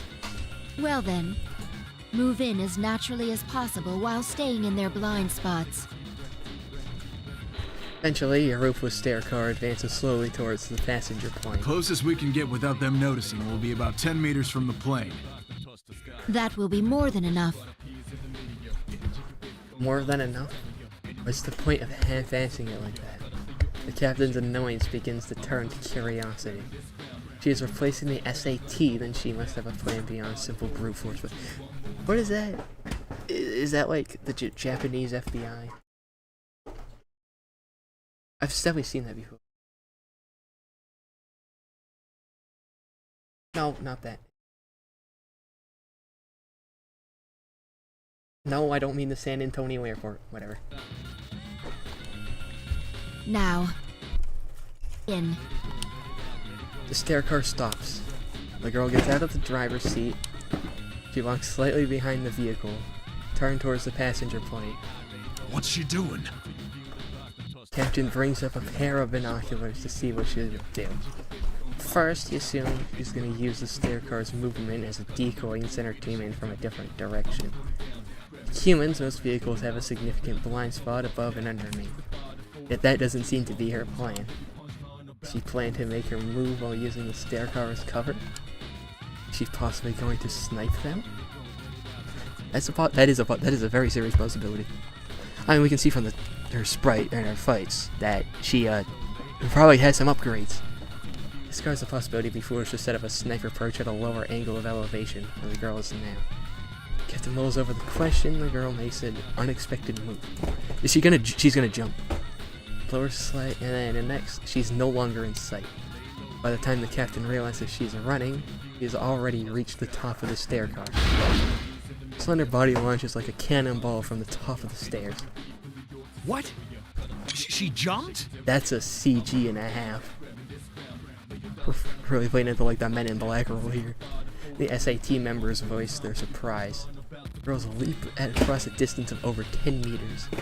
It's clearly beyond the abilities of a human being. Coming in the middle of a hijacking, the scene seems even more surreal. The girl lands on top of the aircraft and stands as if nothing unusual had happened. She looks at the aircraft beneath her and slowly turns her head to scan it from the back to front. I said this before, but I'll say it again. This is such a good use of Aigis' power. She probably made this decision for herself too, to be honest. Or maybe it was brought up by Mitsuru and she was like, hey, we could use you. Oh yeah, she probably didn't say because she works for a private organization. Does that mean that the Kirijo group now works in security? Damn! Aircraft he has runs to the captain moving a security camera. He knows it should be impossible, but he wonders if she can see through the plane's ceiling. Oh, she's on top of the plane. I thought she was on the wing. As the girl seems convinced of something and begins walking. She reaches the boarding hatch at the front. She moves her right hand to her back. And then notices that a special knife, coated gray from blade to hilt, is in her hand. What's she gonna do with that knife? She's gonna cut through the ceiling. The girl suddenly lowers her stance and slides down the side of the air. Oh, she's doing one of those. She's gonna crash through the window. She's about to fall. She thrusts the knife into the jam of the hatch and dangles from it. This is crazy. Then uses her left hand to pull the handle and unlocks the hatch with ease. Once a thick airtight door juts out of the aircraft, the girl nimbly jumps into the plane. Never mind. Captain is shocked by her dauntless methods. He begins to wonder if she intends to defuse the situation on her own. Yes, she does. The captain lowers the binoculars and faces the reality before him with his own eyes. Yeah, she's bulletproof, so she can just walk into the hijackers, talk to them. If they don't want to talk, they're dead. If they do want to talk, then they talk, and then they get up arrested. Who in the world is she? Does he had dismissed or rise within it? I almost just said resay within him again. It's rise within him. We're gonna get CG. We're getting one inside the plane. Well, it's pretty much empty. Warning light goes on in the cramped cockpit. Two people there notice it at once. One of them is the captain sitting in the pilot's seat. The other is the man holding a gun to the back of the captain's head. The light is labeled hatch open, and an amateur could understand what it means. The man suddenly tenses and stands ready at the passenger side door. He prepares himself for someone to charge through it, but he quickly regains composure and turns the gun back on the captain. The man casts irritated glances back and forth between the captain and the door for a while. As he approaches the door, his gun pointed at the captain. Actually cracks open the door and looks towards the passenger seating. Agus is hiding in the seats, isn't she? Outside the cockpit is the first class section. But the passengers were gathered in economy class at the time of the hijacking. First class is empty. Fair enough. Man squints. To ward off observation snipers, the window covers were down. Calling to the darkened plane from the bright cockpit forces his eyes to adjust. But from the corner of his eye, he sees a gleam of light shining, as unlike the regular ones. When that light is a silhouette. Before he can react, the silhouette figure closes the distance. Hand grabs the edge of the door and opens it with tremendous force. Two quick, heavy blows follow. The man collapses without a sound. Oh, I guess just beat the crap out of him. Fair enough. And then turns around in surprise to see the intruder. A blonde girl with an index finger to her lips, signaling silence. Oop. Rose lays a man on the ground and removes a pistol from his hand. This inspection, and it's only a model gun, supplemented with metal parts. Oh my god, it is unloaded. The seam between the parts is in different places compared to a real gun. Taken apart, the disassembled pieces would look nothing like a real pistol. The girl then takes handcuffs from a small pouch on her waist and fastens the man's arms to a seat near the window. When he wakes up, he will be unable to stand. Though the captain still looks as if he wishes to say something, the girl's eyes meet his and insists on silence as she leaves. The curtain dividing first class and economy class is closed. The girl hides herself behind it and peeks through it. There's a man in each of the aisles on the left and right. Neither seems to have noticed her. The passengers and cabin crew are crammed into seats in the back. Everyone's placement matches the right readings of what her heat sensors picked up from above the plane. Both remaining hijackers are closer to first class. The man closest to her is only a few steps away. Judges say he can easily be disabled if she moves quickly. They both carry pistols, but they are the same type as the downed hijacker. As you can see, these two are mere model guns. The girl swiftly pushes aside the curtain and grabs the closer man's right wrist. Hijacker, caught off guard by the sudden appearance of such a slender girl, stops moving for a moment. He surrenders any chance of victory he may have had. With pained cry, he drops the pistol to the ground. The girl uses her grip on his right hand to put him on the ground, then smoothly pulls out another pair of handcuffs and locks his arms to the passenger seat. Wow, she's just doing this. We're just getting a whole read down of everything that she's doing. This has got to come and be important later, because there's no way they're just doing this without, a reason. But then again, more Iga's story, so I'm not complaining. I can see other people complain about this. And a plane hijacking, that's a direction and a half. Man thrashes about, but despite his struggle, he is no better than a worm riding on the ground. Last hijacker finally recovers from his shock and aims his gun. The girl pulls a button from one of the other man's sleeve and flicks it towards her opponent's face. The button travels at immense speed, though it was launched only from her fingers. Oh my gosh, she just... Is she gonna knock this guy out with a shirt button? Man tries to shield his face, but he's too late. Groans in pain when the projectile strikes his forehead. The girl does not let the opportunity pass. She easily jumps over the 3-seat wide center block of seats with one arm and grabs the man's right hand. There, she repeats the same procedure she used before. Weapons are immediately seized while they are restrained on the floor. The passengers are only now grasping what's happening before their eyes. Murmuring chorus arises. Do not be alarmed. I have come to rescue you. the government woman just took them down. You're fine. Your This is gonna safety get covered has not up. been secured yet, so please stay calm and remain in your seats. Passengers erupt in a cheer. There is sporadic applause as well, but there's a slightly hysterical tinge to it in reaction to the tension of the situation. Excuse me. We were told someone requires medical assistance for their chronic heart illness. His name is... Just as the girl approaches the center of the plane, she senses a male passenger standing up from his seat. He is extremely calm and quiet as he does so. The girl belatedly picks up on the incongruity. All of the other passengers are nervous. It is then that she feels something hard pressing up against the back of her head. She knows without looking that it is the muzzle of a gun. She's just gonna... Nearby passengers' cries of relief suddenly turn to screams. I am impressed with your judgment to stay hidden until an opportunity arose. Girl is unperturbed as she continues to look straight ahead. Man stays silent and keeps the pistol pressed to her head. She knows there is no danger of being shot, but she's not yet sure that he was the only one in hiding. She's literally bulletproof. Nothing's gonna happen. No choice, the girl sees who is the man and moves forward. There are about 10 steps. Another man stands up, as expected. Ah, and you too. Man doesn't answer. He slowly approaches from this front. I wonder if that Minazuki guy that they keep showing is one of the hijackers, but that could just be spit nonsense. Girl is now sandwiched from the front and back. At that moment, footsteps sound from beyond the curtain, getting into first class.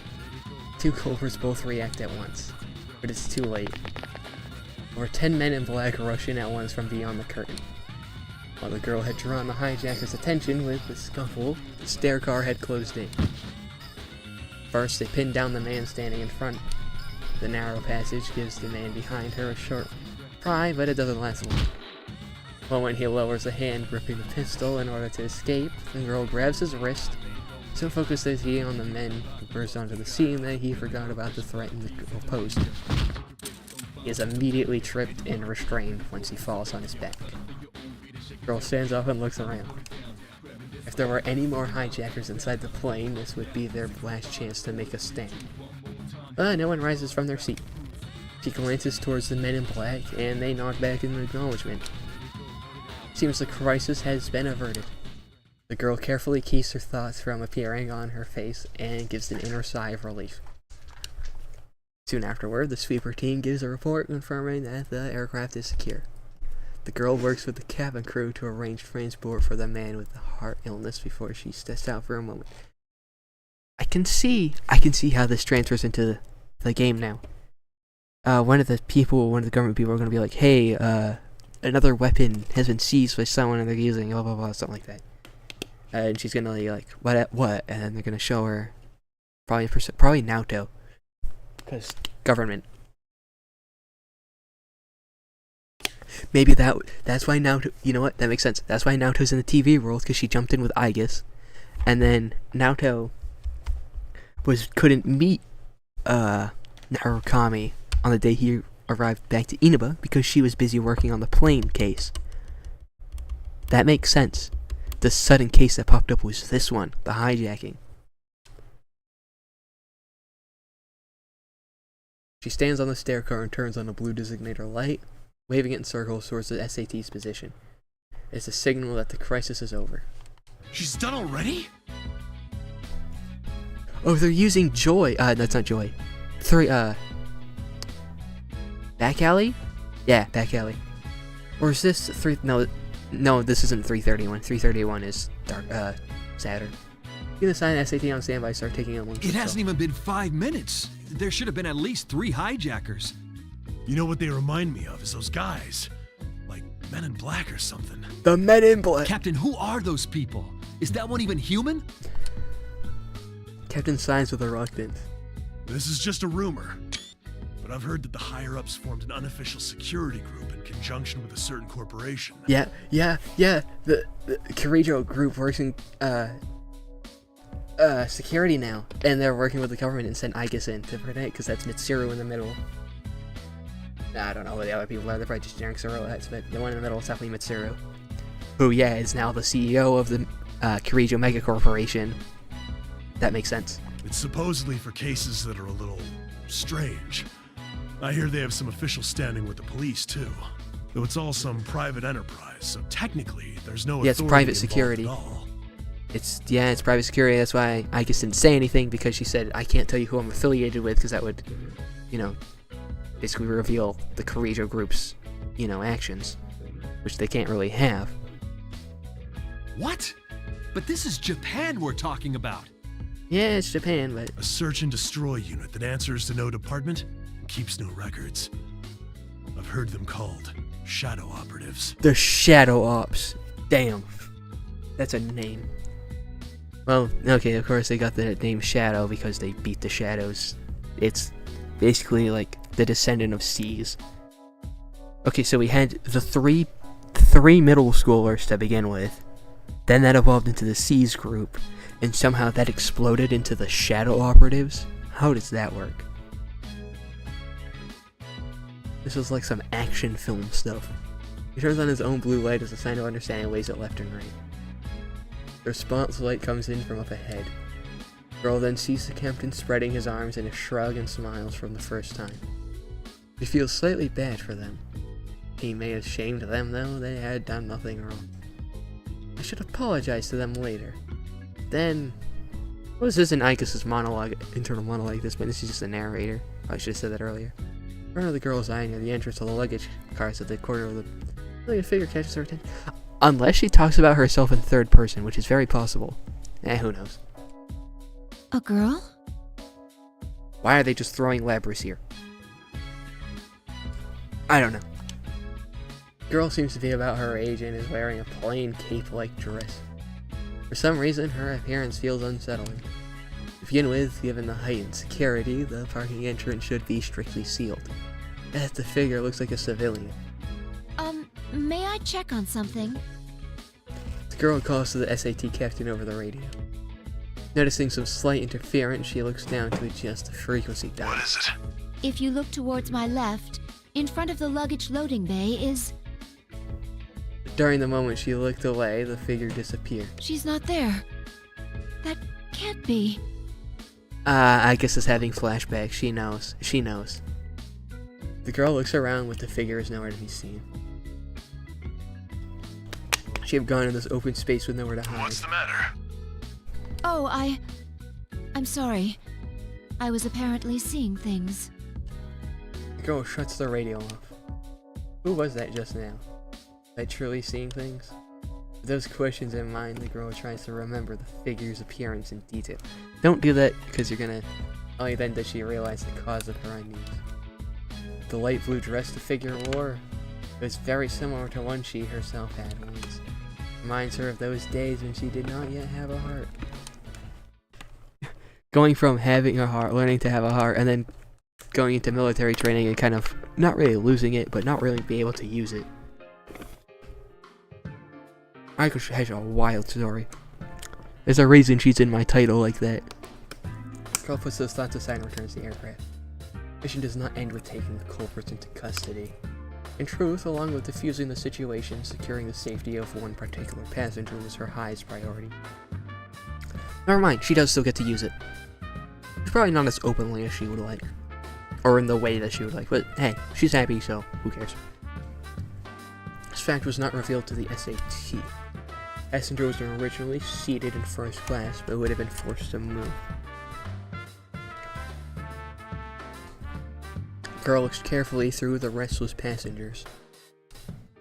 It is not long before she finds the face she seeks. Being relieved, the girl walks towards the passenger in question. Are you all right, Mitsuru-san? Mitsuru? I guess. I didn't think you'd be the one to come. Why is Mitsuru here? I'm not complaining, but why is she here? One who answers with the long, shining hair that would make an impression on anyone. Yeah, she really did kind of go in the whole mega corporation queen aesthetic. Even sitting quietly in her seat, her refined appearance makes her stand out. But I guess knows the woman. In fact, I was surprised to be called on to deal with something like this. The suspects made no demands. What were they after? At first, I thought I was summoned because you were their target, Mitsuru-san. Oh. No. Mitsuru, you know what? Labras might be in like this bay or something. Cargo bay or something. And that's what they were after. Mitsuru was here looking after them, and then that happened. Fair enough. That's why I guess was called on, because they can't really tell the public that there are demons. The higher-ups must have thought the same thing and panicked. Literally. Especially considering there's cargo on that plane they wouldn't want made public. Wait a second, that cargo... Is something wrong? This hijack seems strange now that I think about it. They made their move before takeoff, which is odd timing, and they forced the boarding announcement to be stopped. I thought maybe it was their way of trying to pull it off with a small team. Are you saying that rather than a passenger, they were after that cargo? Yeah, it's fair enough. It's true that no one would consider the unloaded luggage during a hijacking. I prefer Igos's new voice actor, but I like this one. I feel like I already said that. I guess I need you to check on my things, though if I'm right, it's already too late. In response, Igos instructs her team via radio to secure all luggage transport routes. Moreover, she requests a search to ensure that no cargo has been taken. Even if you're right, why would they be interested in your belongings? My usual cargo wouldn't be worth hijacking a plane over, but I was carrying something sensitive this time. Normally, if they wanted it, they'd have to bypass a Kirijo facility's security or attack the vehicle transporting it. But by doing it this way, they can divert the entire country's attention with a few model guns. Mitsuru smiles. I guess can tell that she's impressed with their audacity despite herself. Mitsuru-san's cargo. Sensitive belongings for a vacation. Ah, I understand. Hijacking a plane out of a desperate desire for undergarments. No, I This guess. incident will surely go down in history. I guess. Mitsuru's eyes bulge at the unexpected comment. What? You're jumping to conclusions. It's not sensitive in that way. Besides, my underwear is in this bag and that's it. Enough about underwear. I can see why they called her aloof. There's a cough and steers the conversation back on More track. accurately, my cargo contained items from Ergo Research. Oh. My trip to Kagoshima was partly vacation, but also to oversee their transferal to Yakushima. Oh, so they're pretty much moving all the Kirijo stuff to Yakushima. Before it was just the lab. Now they're moving kind of everything. It kind of makes sense. The official name of Ergo Research is the Kirijo Ergonomics Research Lab. Both Mitsuru and Igos have many bitter memories associated with their name. Paul Hang is the name. I wonder how Igos fits in with Labras' story, because that's something. Oh yeah, wait a minute, I just realized if we play as Mitsuru, we're also going to have to go through the hijacking again. But a radio transmission from one of Igos' teams cuts the moment short. Igos speaking. I see. Understood. Mitsuru looks at Igos questioningly and she It's nods. as you suspected. They found that one of the boxes scheduled for transport has gone missing. I thought as much. Small sigh, Mitsuru rises from her seat. We must get it back, I guess. The rest of the team can finish up here. I need you to come with me. Igos inspects Mitsuru's face carefully. Will you be joining the search as well? Well, I am personally involved, so yes. In other words, you will officially rejoin the unit and participate in this mission. Yes. To be more direct, is it accurate to say that you are abandoning your vacation? Mitsuru sighs with some exhaustion. Agus interprets her silence as approval. Then I hereby transfer command authority to you, Mitsuru-san. Regulations state that the member with the lowest serial number is to take command. And since you are member number 1... What are you, Agus? 2? The official leader of the Security Department Shadow Response Unit, also called the Shadow Operatives. The Shadow Operatives. I had a feeling I wouldn't be able to enjoy this vacation for long. Traveling with cargo from Ergo Research suggests that her vacation was neither relaxing nor cheerful. But I can't allow anyone to be hurt again by the things we, the Kirijo group, created. We'll get this cargo back at all costs. That makes sense. Mitsuru's entire philosophy with running the Kirijo group is probably fix what they did in the past and prevent it from happening again. Mission or no mission, I'm making it a personal priority. Understood. Agus answers loudly and snaps off the police salute that she's finally gotten the hang of. They could just program a chip. Here, Agus, learn this. I am I. Yeah, she was talking about herself in the third person. That is Agus. My official name is 7th gener... Yeah, wait. Yeah, what's the 6th generation? Because Labris is 5th. 5th gen... Yeah, fair enough, actually. It makes sense. It just, there's so many of them have been destroyed that... Why would the one that survive be, you know, directly below it? Just chances at that point. Russian weapon. And my name implies I am not human. I am a humanoid weapon, essentially a robot. Though with the right clothes, a surprising number of people cannot tell the difference. I was created in a research lab owned by one of the world's foremost conglomerates, the Kirijo Group. It was made to exterminate a certain enemy. They're called shadows, monsters born from people's repressed emotions granted dark light. That is straight up a screenshot from Persona 3. Shadows can only be defeated by those with the special power of personas. This, for people who don't know anything about this game, going from plane hijacking to talking about magic is a wild transition. They're two sides of the same coin. Though one cannot have a persona if they do not also have a heart. I was given a mind to artificially develop a persona in a body close to that of a human, so that my mind can maintain a personality. A heart designed for battle, a body designed for battle, and yet your literal battle theme is called Don't, and the lyrics are all about why you don't want to fight. I did endure some suffering because of my original purpose. Some suffering? Some suffering. Yeah. Some suffering. Some suffering. Yeah. But I now have a place where I belong. Somewhere I can make full beneficial use of my power. I don't think there was a moment in Persona 3 after the Moonlight Bridge where you were truly happy.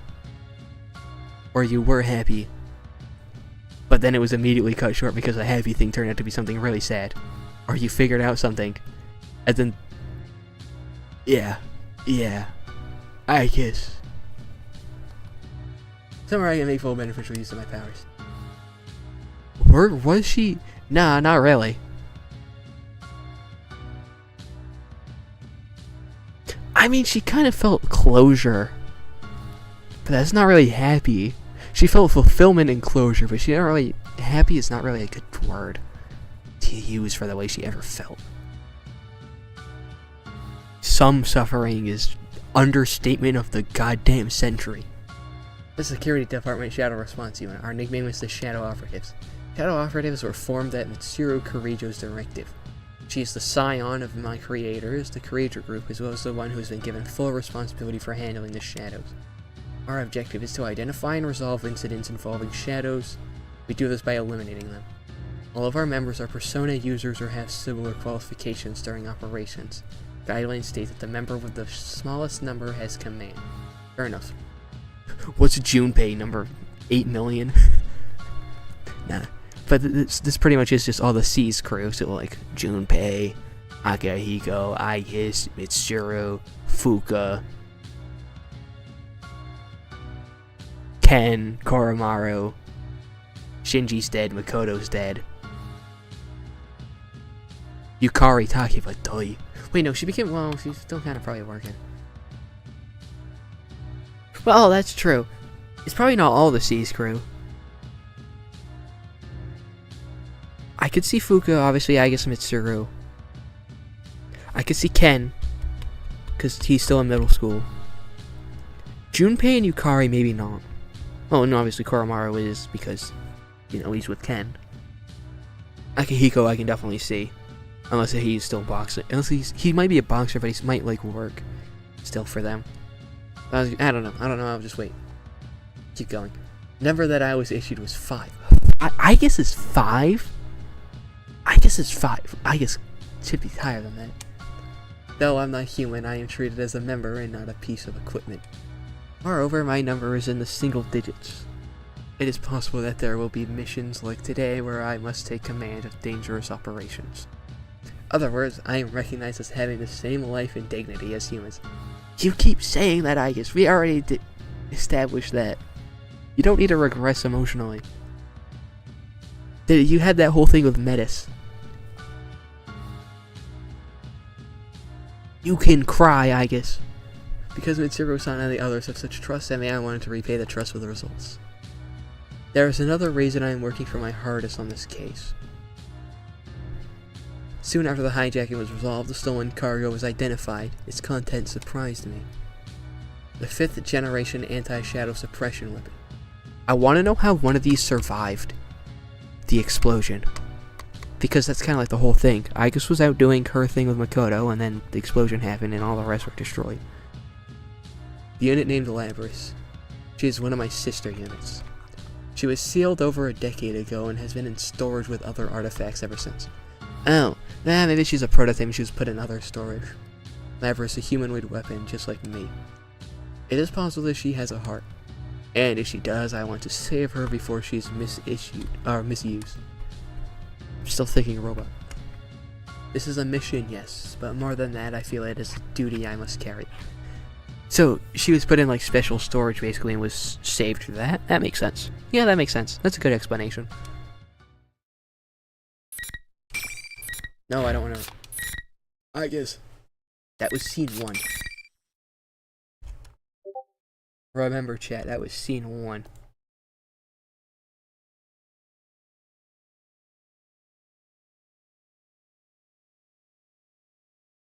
Alright, we're back.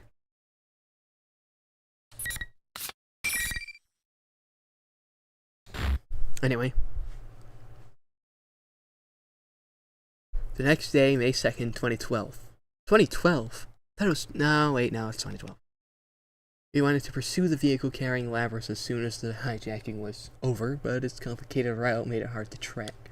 Due to the sensitive nature of the cargo, it is difficult to set up large-scale traffic checkpoints.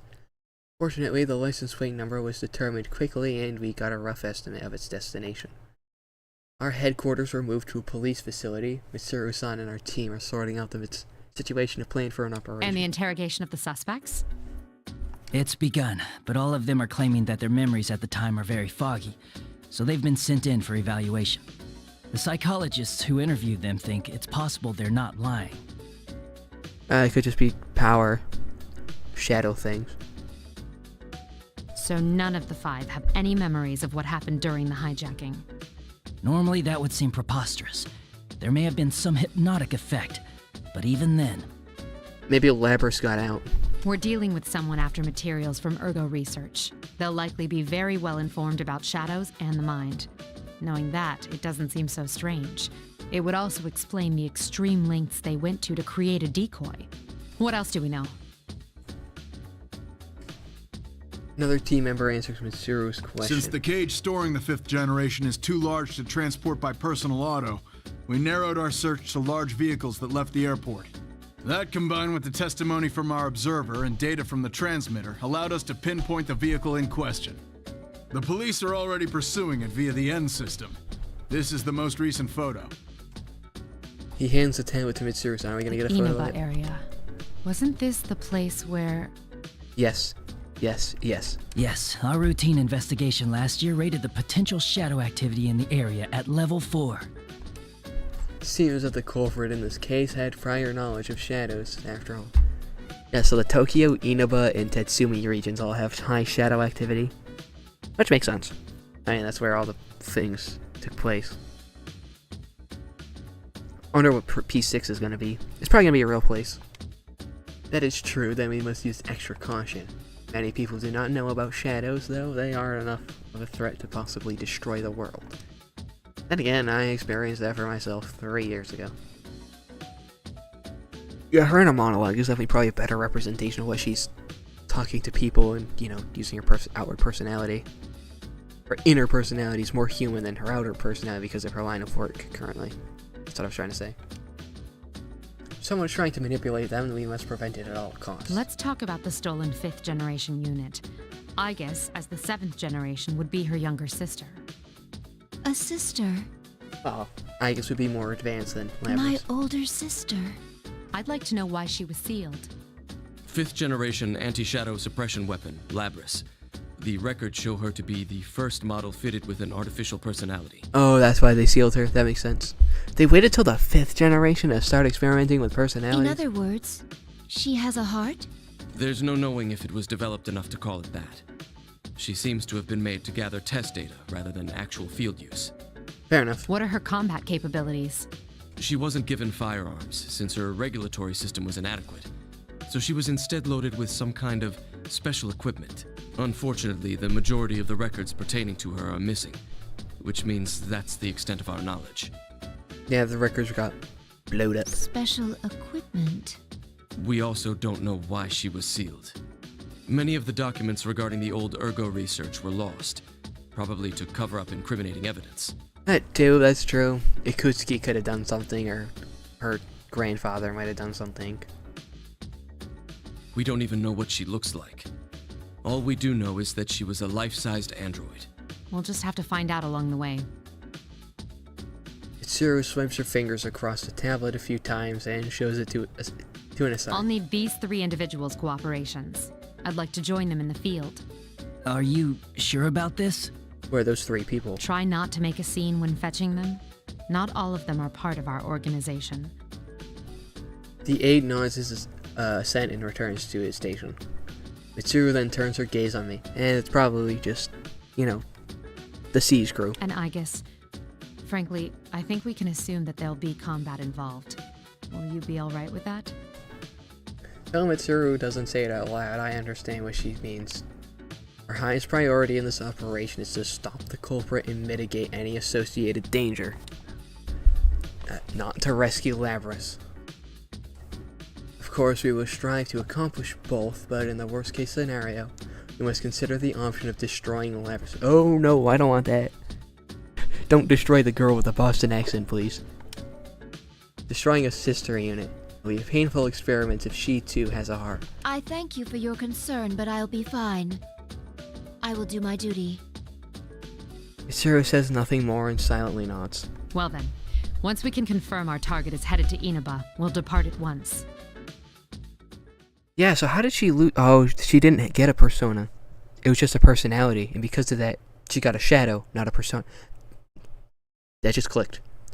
May 3rd, 2012. As we get ready to depart for Inaba, Mitsuru and I go over last-minute details inside the police station. Mitsuru is absorbed with issuing instructions over the cell phone he's holding. Her pessimism seeps into my heart as I wait. I begin muttering to myself. Will we be able to find Labris? My sister? Oh, come on, Agus. Don't be down. Mitsuru's surprised voice makes me realize how unlike me these doubts are. Will we be able to save her? Isn't that what you really want to ask? Don't worry. As I mentioned to Akihiko, fighting Labris is not our priority. Yeah, Akihiko's here. The reason I formed this shadow operative team is to save lives. We will find her, whatever it takes, and bring her back. We can do this. Yes. I'm sorry to be so pessimistic. Those feelings you have for Labris, you should tell her when you see her. Oh my god. Please don't make she already had it with Metis. Well, I didn't really complain about Metis, but we don't need to reenact a Yu Narukami with Labras. I will. Not beat. You're gonna be the next one to have his nickname. It's just gonna pass on. Friends bound by trust are irreplaceable indeed. I hope that Labras will become one as well. Eventually, the preparations are made and our limousine departs on its journey to Inaba. They're going by a limo? Nah, fair enough. That evening, wait, like the Velvet Room? I'm sorry. Inaba now traveling down a mid. Well, I guess meet Elizabeth and go back to the Velvet Room? Oh, it was called Midtown. It's very different from an urban environment. The quiet, rustic room. Yeah, wait. Yeah, it's just gonna be the elevator. Oh my god, I hate that. They have Iwatodai Dorm, the original version, playing. Your target is easily discovered. The transmitter that was attached to it when we left from the airport is, luckily for us, still active. But the vehicle has been abandoned and the cargo is gone as well. To trace it further, we must learn why the culprit came here.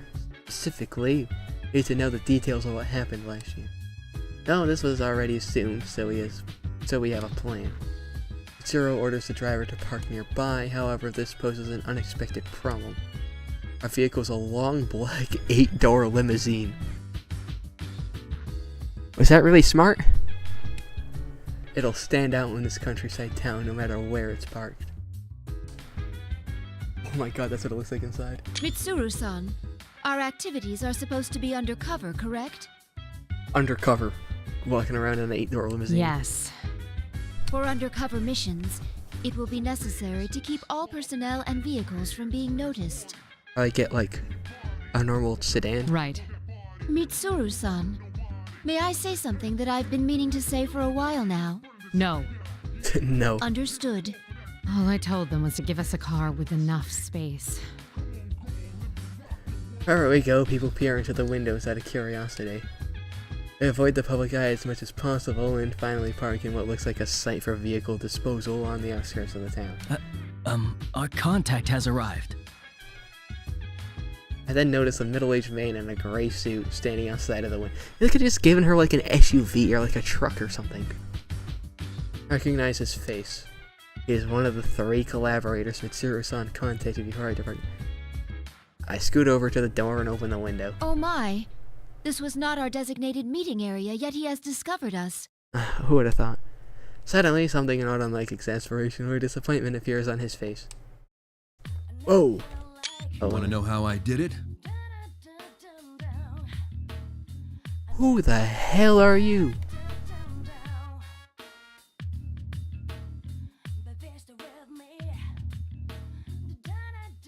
They have Iwatodai Mall in the background too. Who is this guy? Her father's dead, so it's not him. Conf interrupts us. We appreciate your cooperation, Detective Kurosawa. It's Officer Kurosawa! Yo! And he's a why does this game like making people detectives? Why are there so many detectives in Persona? Whatever. But it's Kurosawa. Yeah, he's here. Fair enough. Looking a little older, but hey, he's here. Is he still Akihiko? Yeah, he's still Akihiko's voice actor. Zero-san gets out of the vehicle and slightly bows. 3 years ago, when we were still fighting shadows in secret, Detective Kurosawa worked as a police officer at a nearby police box. He believed that our intentions were good and supplied us with certain conveniences under the table. Yeah, we bought guns at the police station. His job made this risky, but he always acted on behalf of what he believed to be just. He said this many times while supporting us in secret. He is a strong man, one who always acts on his beliefs. Now our organization has official government sanction. He can now cooperate with us without being considered a dissident. In fact, now that Kurosawa-san's prior actions are justified, he's been promoted for his expertise. Yeah, that's kind of a step up from a police box guy to a major detective working directly under the government. That is now a plainclothes detective working at the central. Oh, never mind. Long time no see, miss. And Aegis, was it? Indeed. It has been a while. Oh yeah, she's not wearing clothes, so she's just a robot. Kurosawa-san fixes his eyes on Mitsuru and me. It is faintly awkward. They are both dressed for combat, and I am not wearing any clothes to cover my true form. I just commented on that.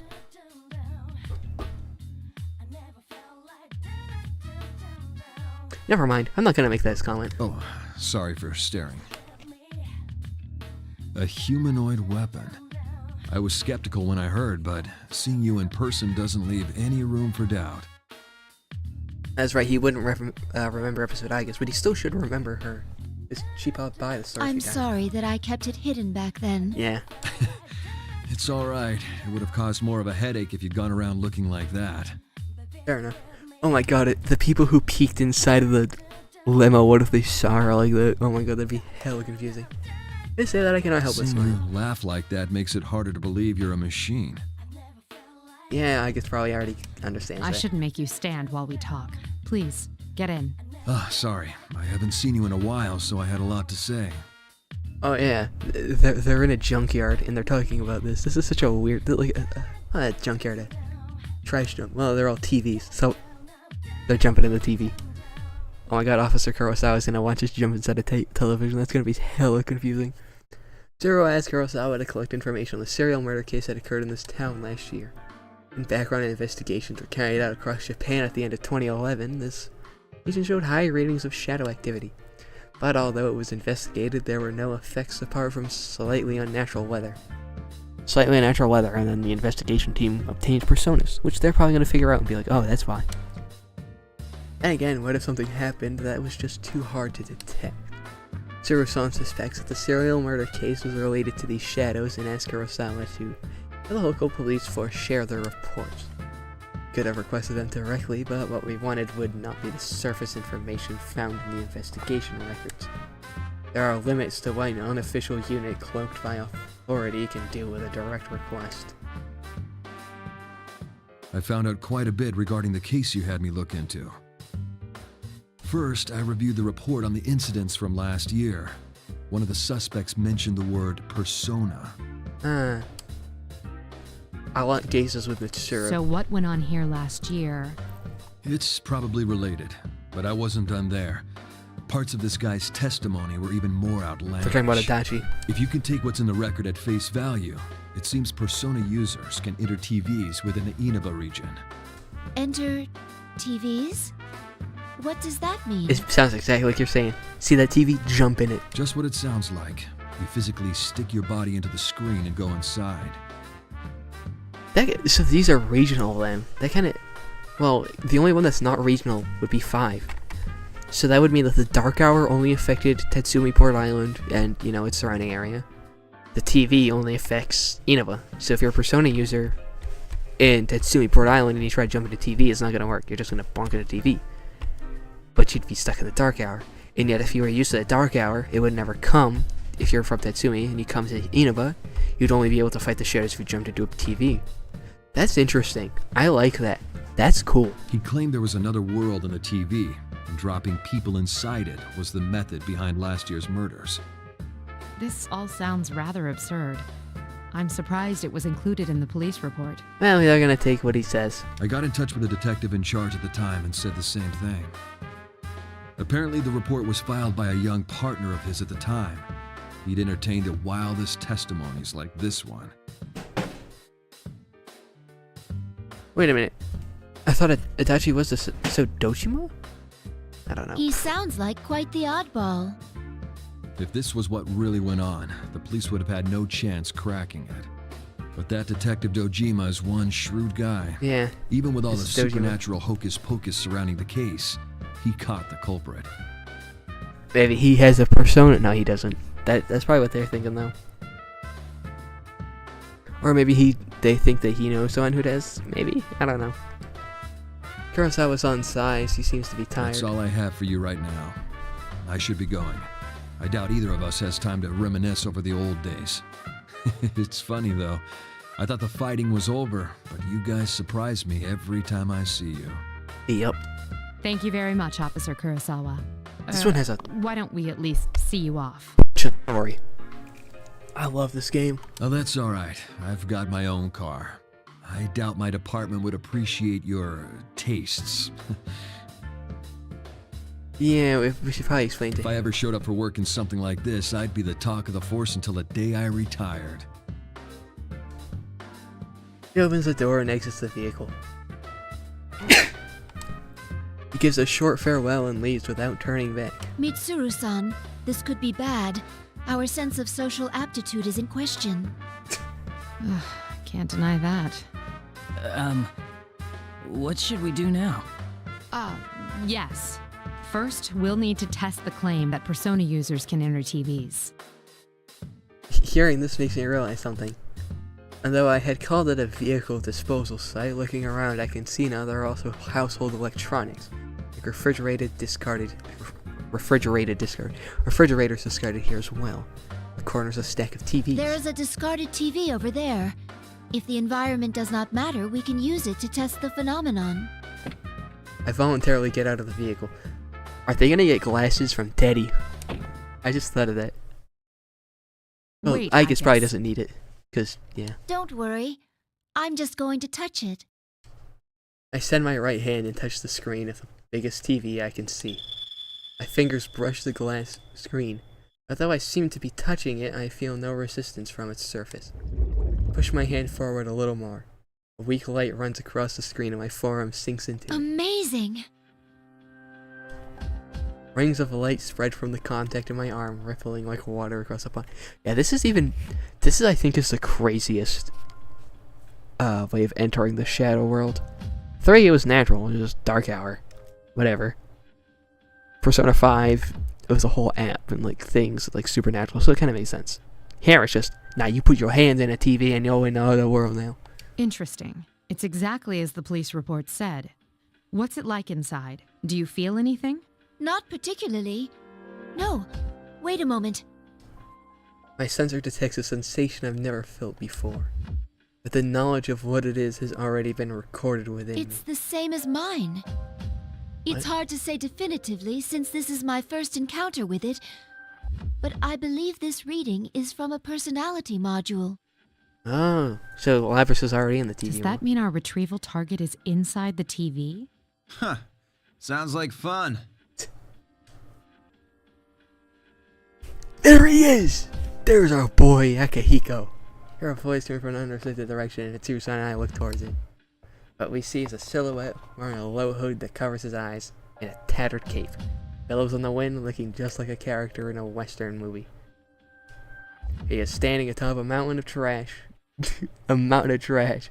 His arms crossed. That is such an Akihiko thing. So extra for no reason. Is that Akihiko? He jumps down nimbly and walks towards us. You didn't show up at the rendezvous point, so I went looking and found you here. Keep your this cape whole on. TV thing is pretty interesting. I would never forget how never mind. He's laughing so fearlessly. Like Mitsuru-san, he is a friend I once fought alongside. Akihiko Sanada. He's a student boxing champion in his school days and a staunch ally, powerful even without his persona. He is also our second collaborator on this case. It's been a while, Akihiko-san. Yeah, good seeing you.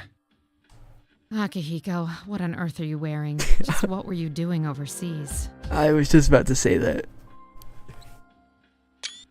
Didn't I tell you that I was on a training expedition? Don't tell me you came here from the airport like that. Does the concept of keeping a low profile mean nothing to you? No. Mitsuru-san, I believe we have lost the right to complain about that. True. I can spit in facts.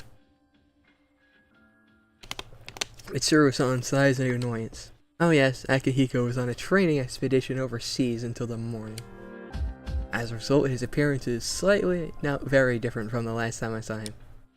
But his aggressive personality and love of a challenge seem to be the same, so didn't he canonically punch a bear to death? Yeah, he did. There's a cocky smile and smacks his palm with his fist. Anyway, we can get inside from that TV, right? And what are we Typo. waiting for? Get in, but the voice actor said inside. Still the same Akihiko. We don't know the situation inside yet, and we'll need a secure means of getting out. So what? If we want to get this Labrys back, someone has to go inside, right? Akihiko just wants to jump in. Well, that's... Our target hijacked a plane to throw her into a TV in this town. If we sit on our hands, it's possible we'll be put in serious danger. Is Akihiko a member of the Shadow Ops operatives here? Probably. He goes towards Mitsuru as if We're pressing different her. from how we used to be. We made the choice to fight shadows as professionals. That's why I traveled around the world and trained harder than ever. Yeah, Now that something's actually come up, you're hesitating? We agreed to do this. I'm ready to stake my life on the mission. Akihiko's opinion is a bit strong, but he's not incorrect. The Akihiko understands that being slightly forceful is his role, because Mitsuru takes caution seriously. As the ultimate authority in this case, she frequently second-guesses herself. But I've seen Akihiko's words cut through her hesitation in the past. It shows his trust in Mitsuru not to make decisions in error. All right. Wait right here. I need to go make a phone call first. Okay, but make it quick. Oh, we're getting a cutscene? Hell yeah! Atlas has so much respect for Persona 3. It's ridiculous, and I love it. The other members will wait here in the car. Yeah. If we all barge in and something happens, they'll be devastated. Now that you mention it, at least one of us should be staying behind as well. I am not staying. Yeah, I guess it's not. She has her own. Us three will be plenty. We'll end this in a flash. No problem. Till they meet other Persona users. The same as always. Although, we have no idea what might be waiting for us on the other side. Don't get careless. Right. I've seen them in a small town. Situation. It brings back memories.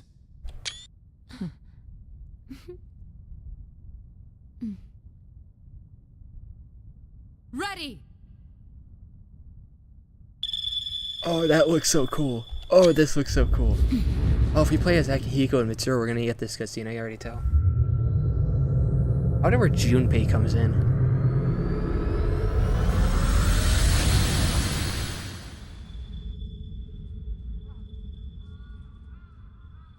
Yeah, they don't know anything about the Midnight Channel or any of that. Wait, who's that? Who is bro? Why enter the TV? It's Naoto! What's going on? Oh, the plot's getting good. The plot is getting hella good. Oh my god, oh my god, oh my god, oh my god. I have way too many thoughts. I can't even say all of them. I also need to use the bathroom.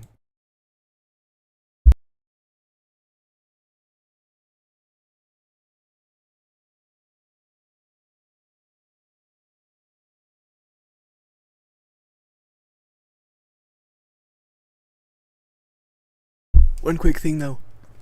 Naoto's case wasn't the thing, it was this. And that's how she ends up in the TV. I get it now.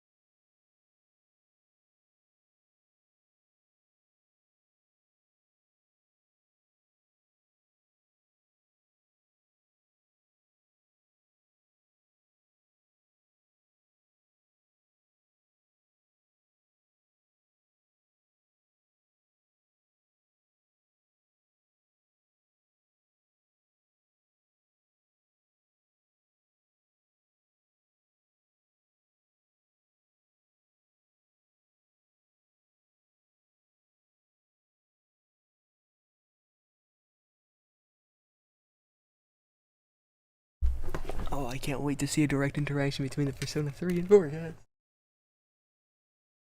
We got some of them, but like more like plot thick ones.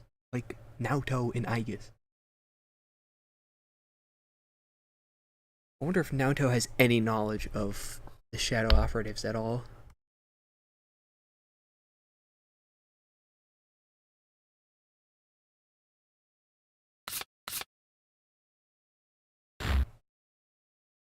Wait, did I save? I don't remember. Hold on, I gotta check.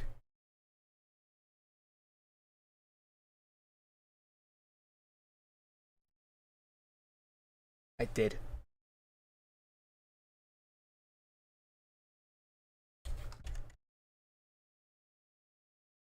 How about a white light that strains most of my sensors to their limits? A portion of my sensors indicates that I am currently in a state similar to freefall. I can't tell up and down from left and right. It's continuous for a while. Eventually, my functions slowly recover. I find myself inside an unknown room, sitting on the ground. Quickly stand and check my surroundings. Is this the music room of a school? I wonder if yeah, she probably doesn't have any data on the local school. You can see a music stand, a grand piano, a blackboard, and portraits. There's an air of over-exaggerated theatrics to it, but I may not be far from the truth. Is this the world inside the TV? After the surreality of entering a TV screen, this comes as quite a surprise. No sign of Mitsuru-san or Akihiko-san. Did they land elsewhere? Probably. So much noise. I can't contact anyone like this. I wonder if the PA system is gonna, mention her. Oh, Labrys is gonna be hella hostile to Aigis. Her shadow's gonna be hella hostile to Aigis, but I don't know about, Labrys herself. So this is happening at the same time that the P4 cast is kind of coming in. I'm to use my communicator, but there is no response. This looks like an ordinary classroom, but it has an alarming amount of radio interference. Yeah, because this is at the same time. Because by the time she fought Narukami, she already had experience, and she was like, yes, the victor can only move on, whatever. When I concentrate my senses again, I detect a bizarre disturbance from the entire area that is unlike normal buildings. Maybe another world after all.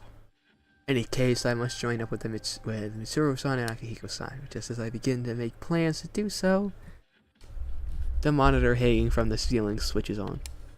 What appears on it is, how do I describe it? A bizarre figure that looks like a living costume. Yep, it's Labrys' shadow or General Teddy. I spy an unknown yet bewitching babe. Oh, come on, Teddy. What about the other P3 cast? You should be surprised. How unexpected! Unexpected!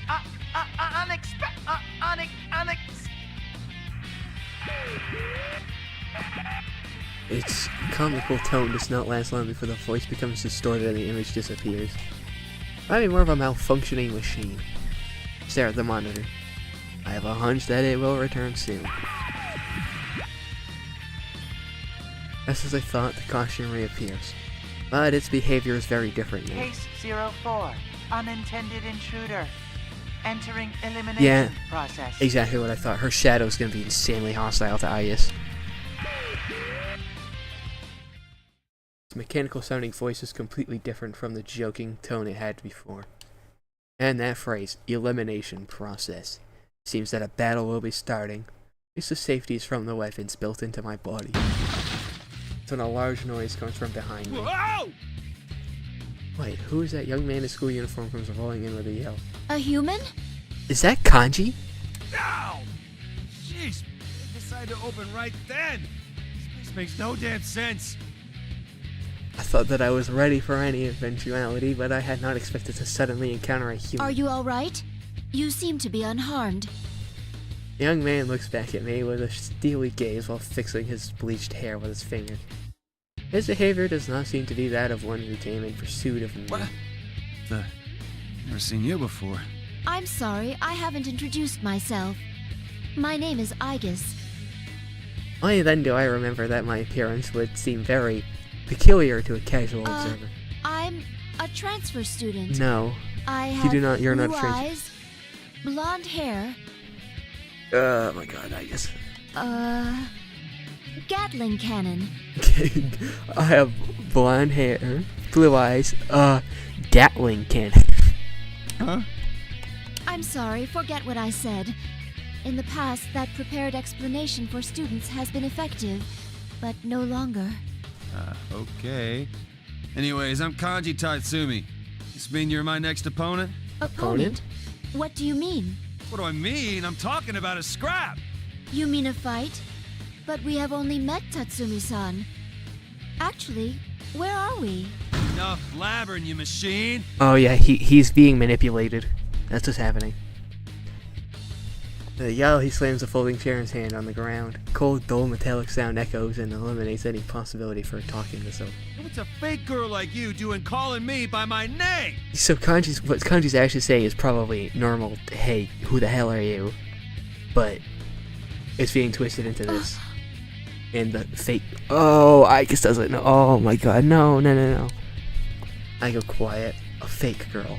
That's gotta be hard for her. I understand how I might elicit such a reaction, but there is pain in my chest. Yeah. Now I cannot help but smile at how instinctively I reacted that way. It seems I have become more human-like than I knew. I was worried I might have to go up against my senpai, but I ain't gonna hold back against a robot like you. Staying in with a calm mind, I noticed a small incongruity in his attitude. When he first saw me, he seemed unsure and claimed that he had not seen me before. Yet, though he knows now that I'm a machine, he doesn't seem particularly surprised. Aren't those two things contradictory? Focus my senses once more to enhance the gain on my sensor. Detect a faint interference. Because it had appeared uniformly across all my sensors, I hadn't been aware of it. What is this? Not gonna do anything. I'll make the first move. Ah! Take Mikazuchi! Yeah, he's gonna summon the persona. A persona? Light flickers intermittently. Could that be electricity? A thick barrel-like arm charged with voltage approaches from above. I jump back and narrowly escape her crushing. Yeah, you're using Athena, you're weak to electricity. Avoid. Nice dodge. Looks like you got at least a little bit of fight in you. Persona user. That's careless. I should have expected that possibility since I encountered him inside the TV. I do not know the procedure for attacking a human, but if he's a persona user, I must defend myself with the usual armament. There is no avoiding this fight. I cannot fall here. Fight him like you fought Strega. Oh, I don't remember her moves. I remember her down X and that's it.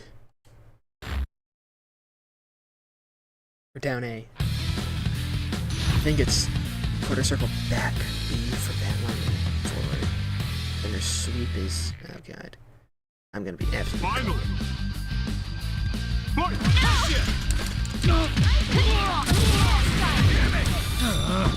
Athena! Eat this! Attack! Eat this! Battle!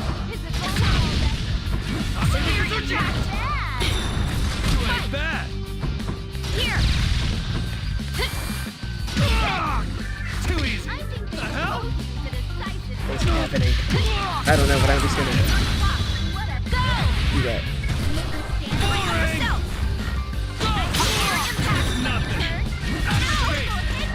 You can't move on the shot.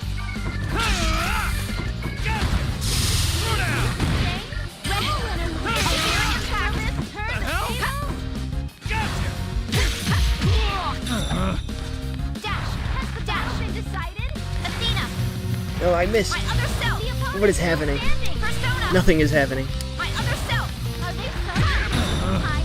Oh, what is it? No, let's just sweep. I forgot your sweep. I forgot how to sweep. Rematch. I forgot how to sweep. Well, I know how to sweep. I meant the upward thing. Oh, her activation is on November. That's neat. Hold on, what is it? That's what I was looking for. Rebel has been destroyed. Altitude. Fight. Evasive move. Evasive move. What is it? Here. It's that. Back here. Back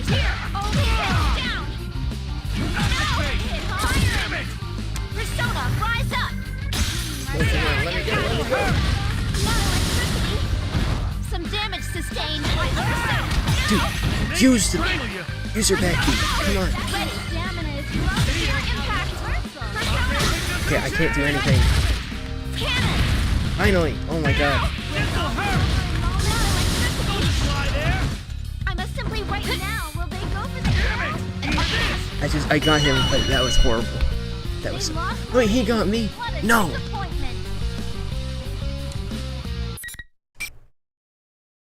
Because I can't figure out her moves.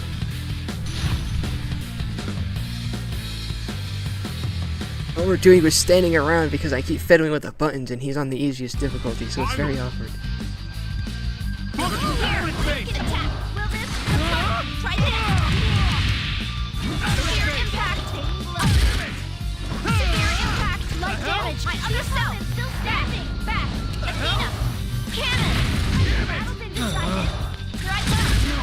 I got him. An explosive final round. Victory is theirs. I can play Igus, but I'm not playing her very well. I just need more time with her. I really just need more time with her because I'm not that good at projectile cat, but she has melee capability. But I'm just playing her like a pure projectile character, and that's not good. And I'm also not used to playing projectile characters, and those two things combined make me really, really bad with her. I didn't even get a grab off, like, oh my god. Yeah, whatever.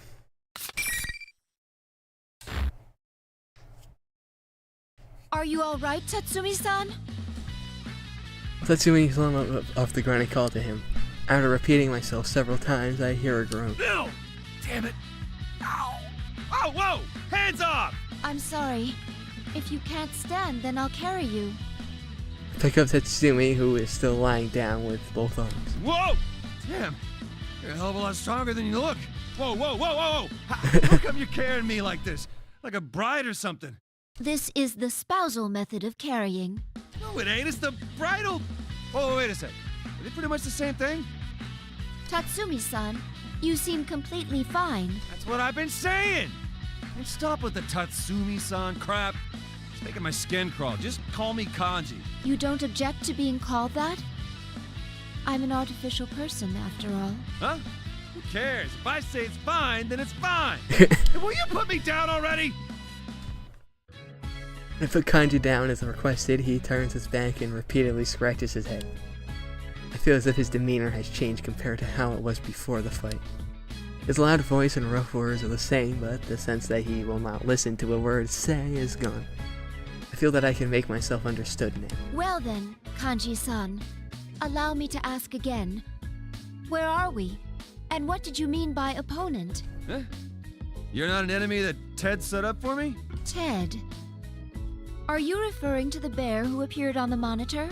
This is a fighting tournament. Only the winners get to keep going. I lost this time. But oh well.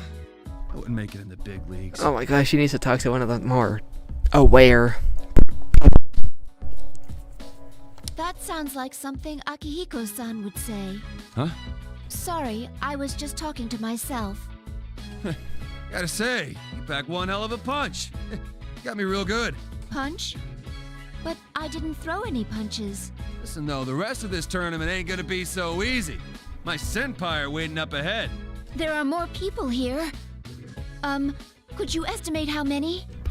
Kanji smiles dauntlessly and gives me a thumbs up. I don't really understand why, but I give him a thumbs up as well. What is this interaction? I guess notice the interference. Good job. And Kanji kneels over. I rush to catch him. When I look into his face, he is still smirking, but has passed out.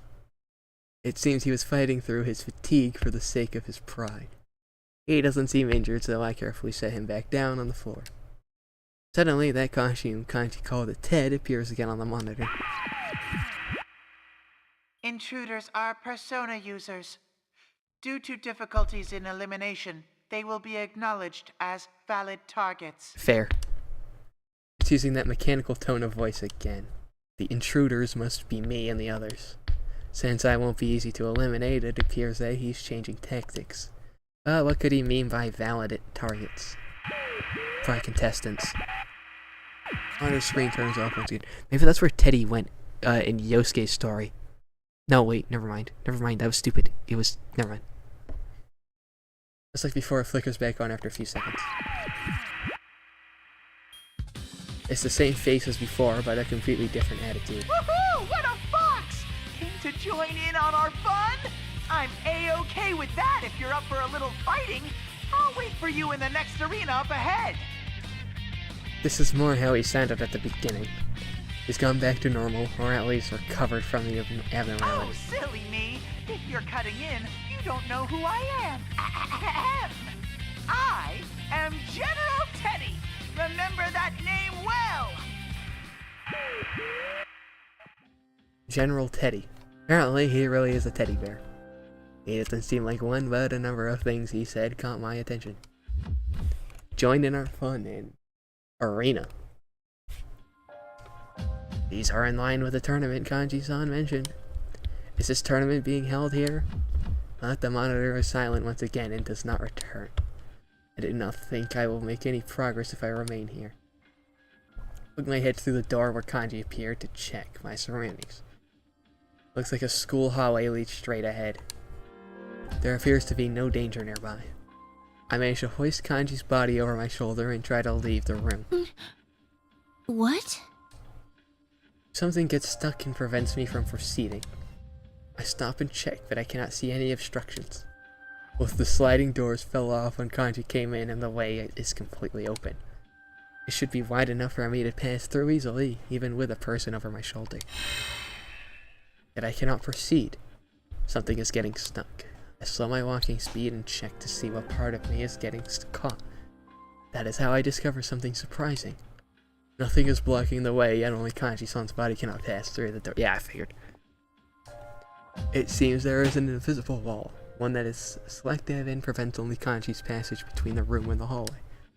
Something Kanji said comes back to me. Only the winners get to keep going. Is this what he meant? I increased the sensitivity of my various sensors, but I cannot detect any wall here. I have no way of destroying what I cannot touch, which means I have no choice but to leave Kanji here. Oh well. I will come back for you later. Please stay safe until then. Once he comes around, he's still a Persona user. It's not as if I'm leaving someone behind who can't fend for himself. I instantly convince myself to move on.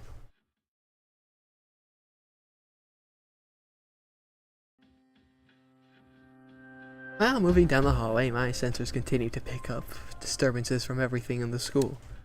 It all looks so normal, though. There is a line of glass windows on the wall outside as a field level with the ground and I'm walking on. I seem to be on the first floor of the building.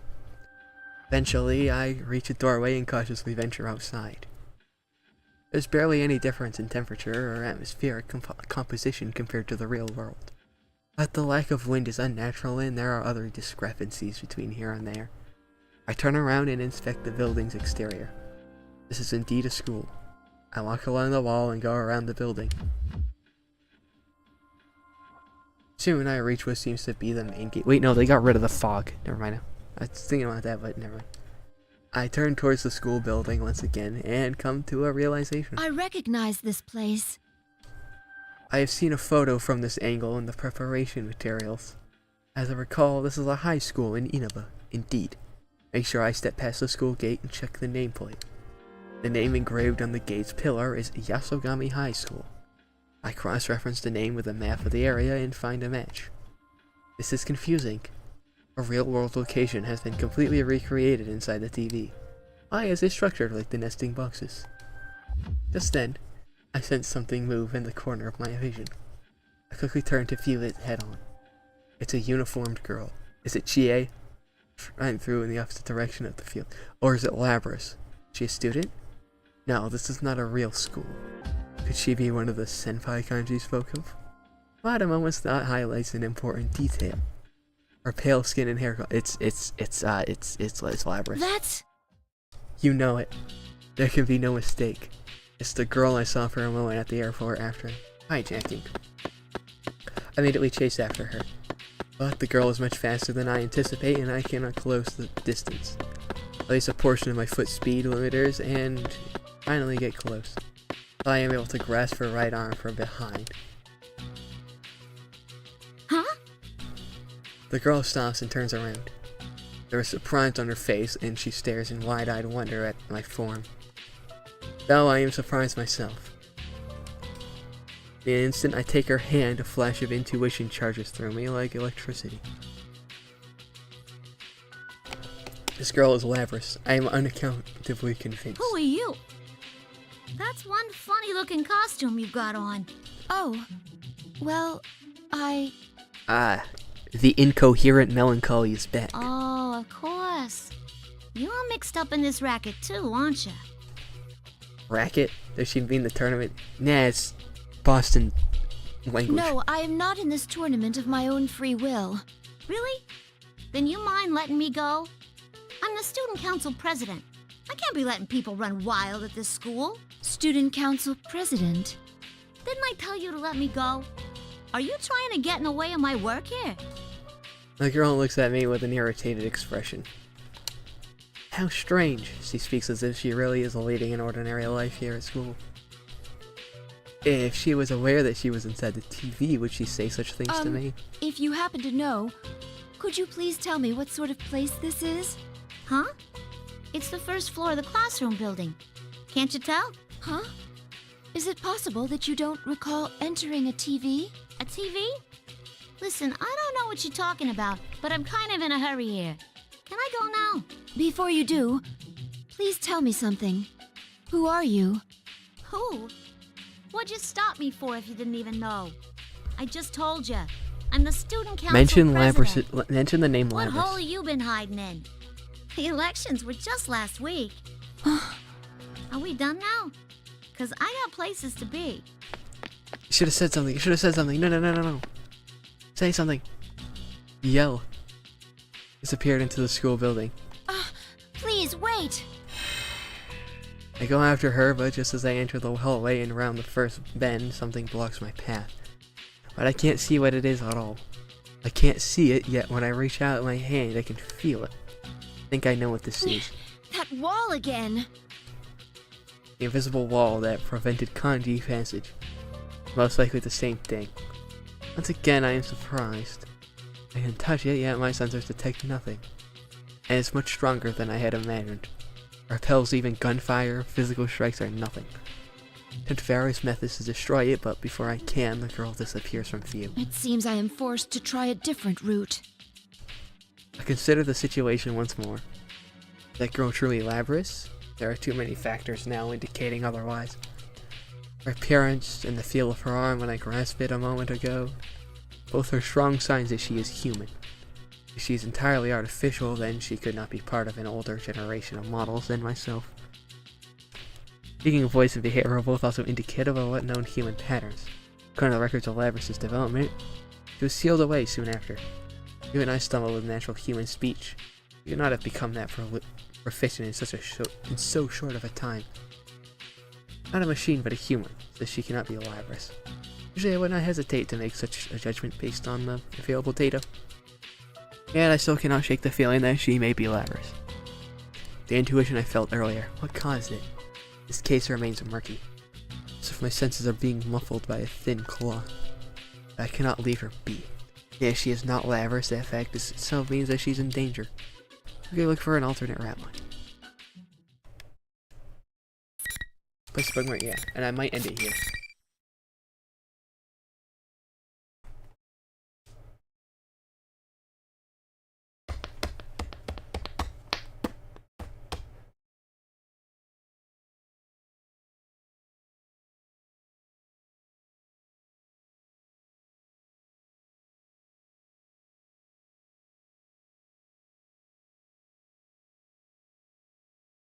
Yeah, I'm gonna end it here. I'll see you eventually. And instead of beating up my favorite fictional character, it's gonna be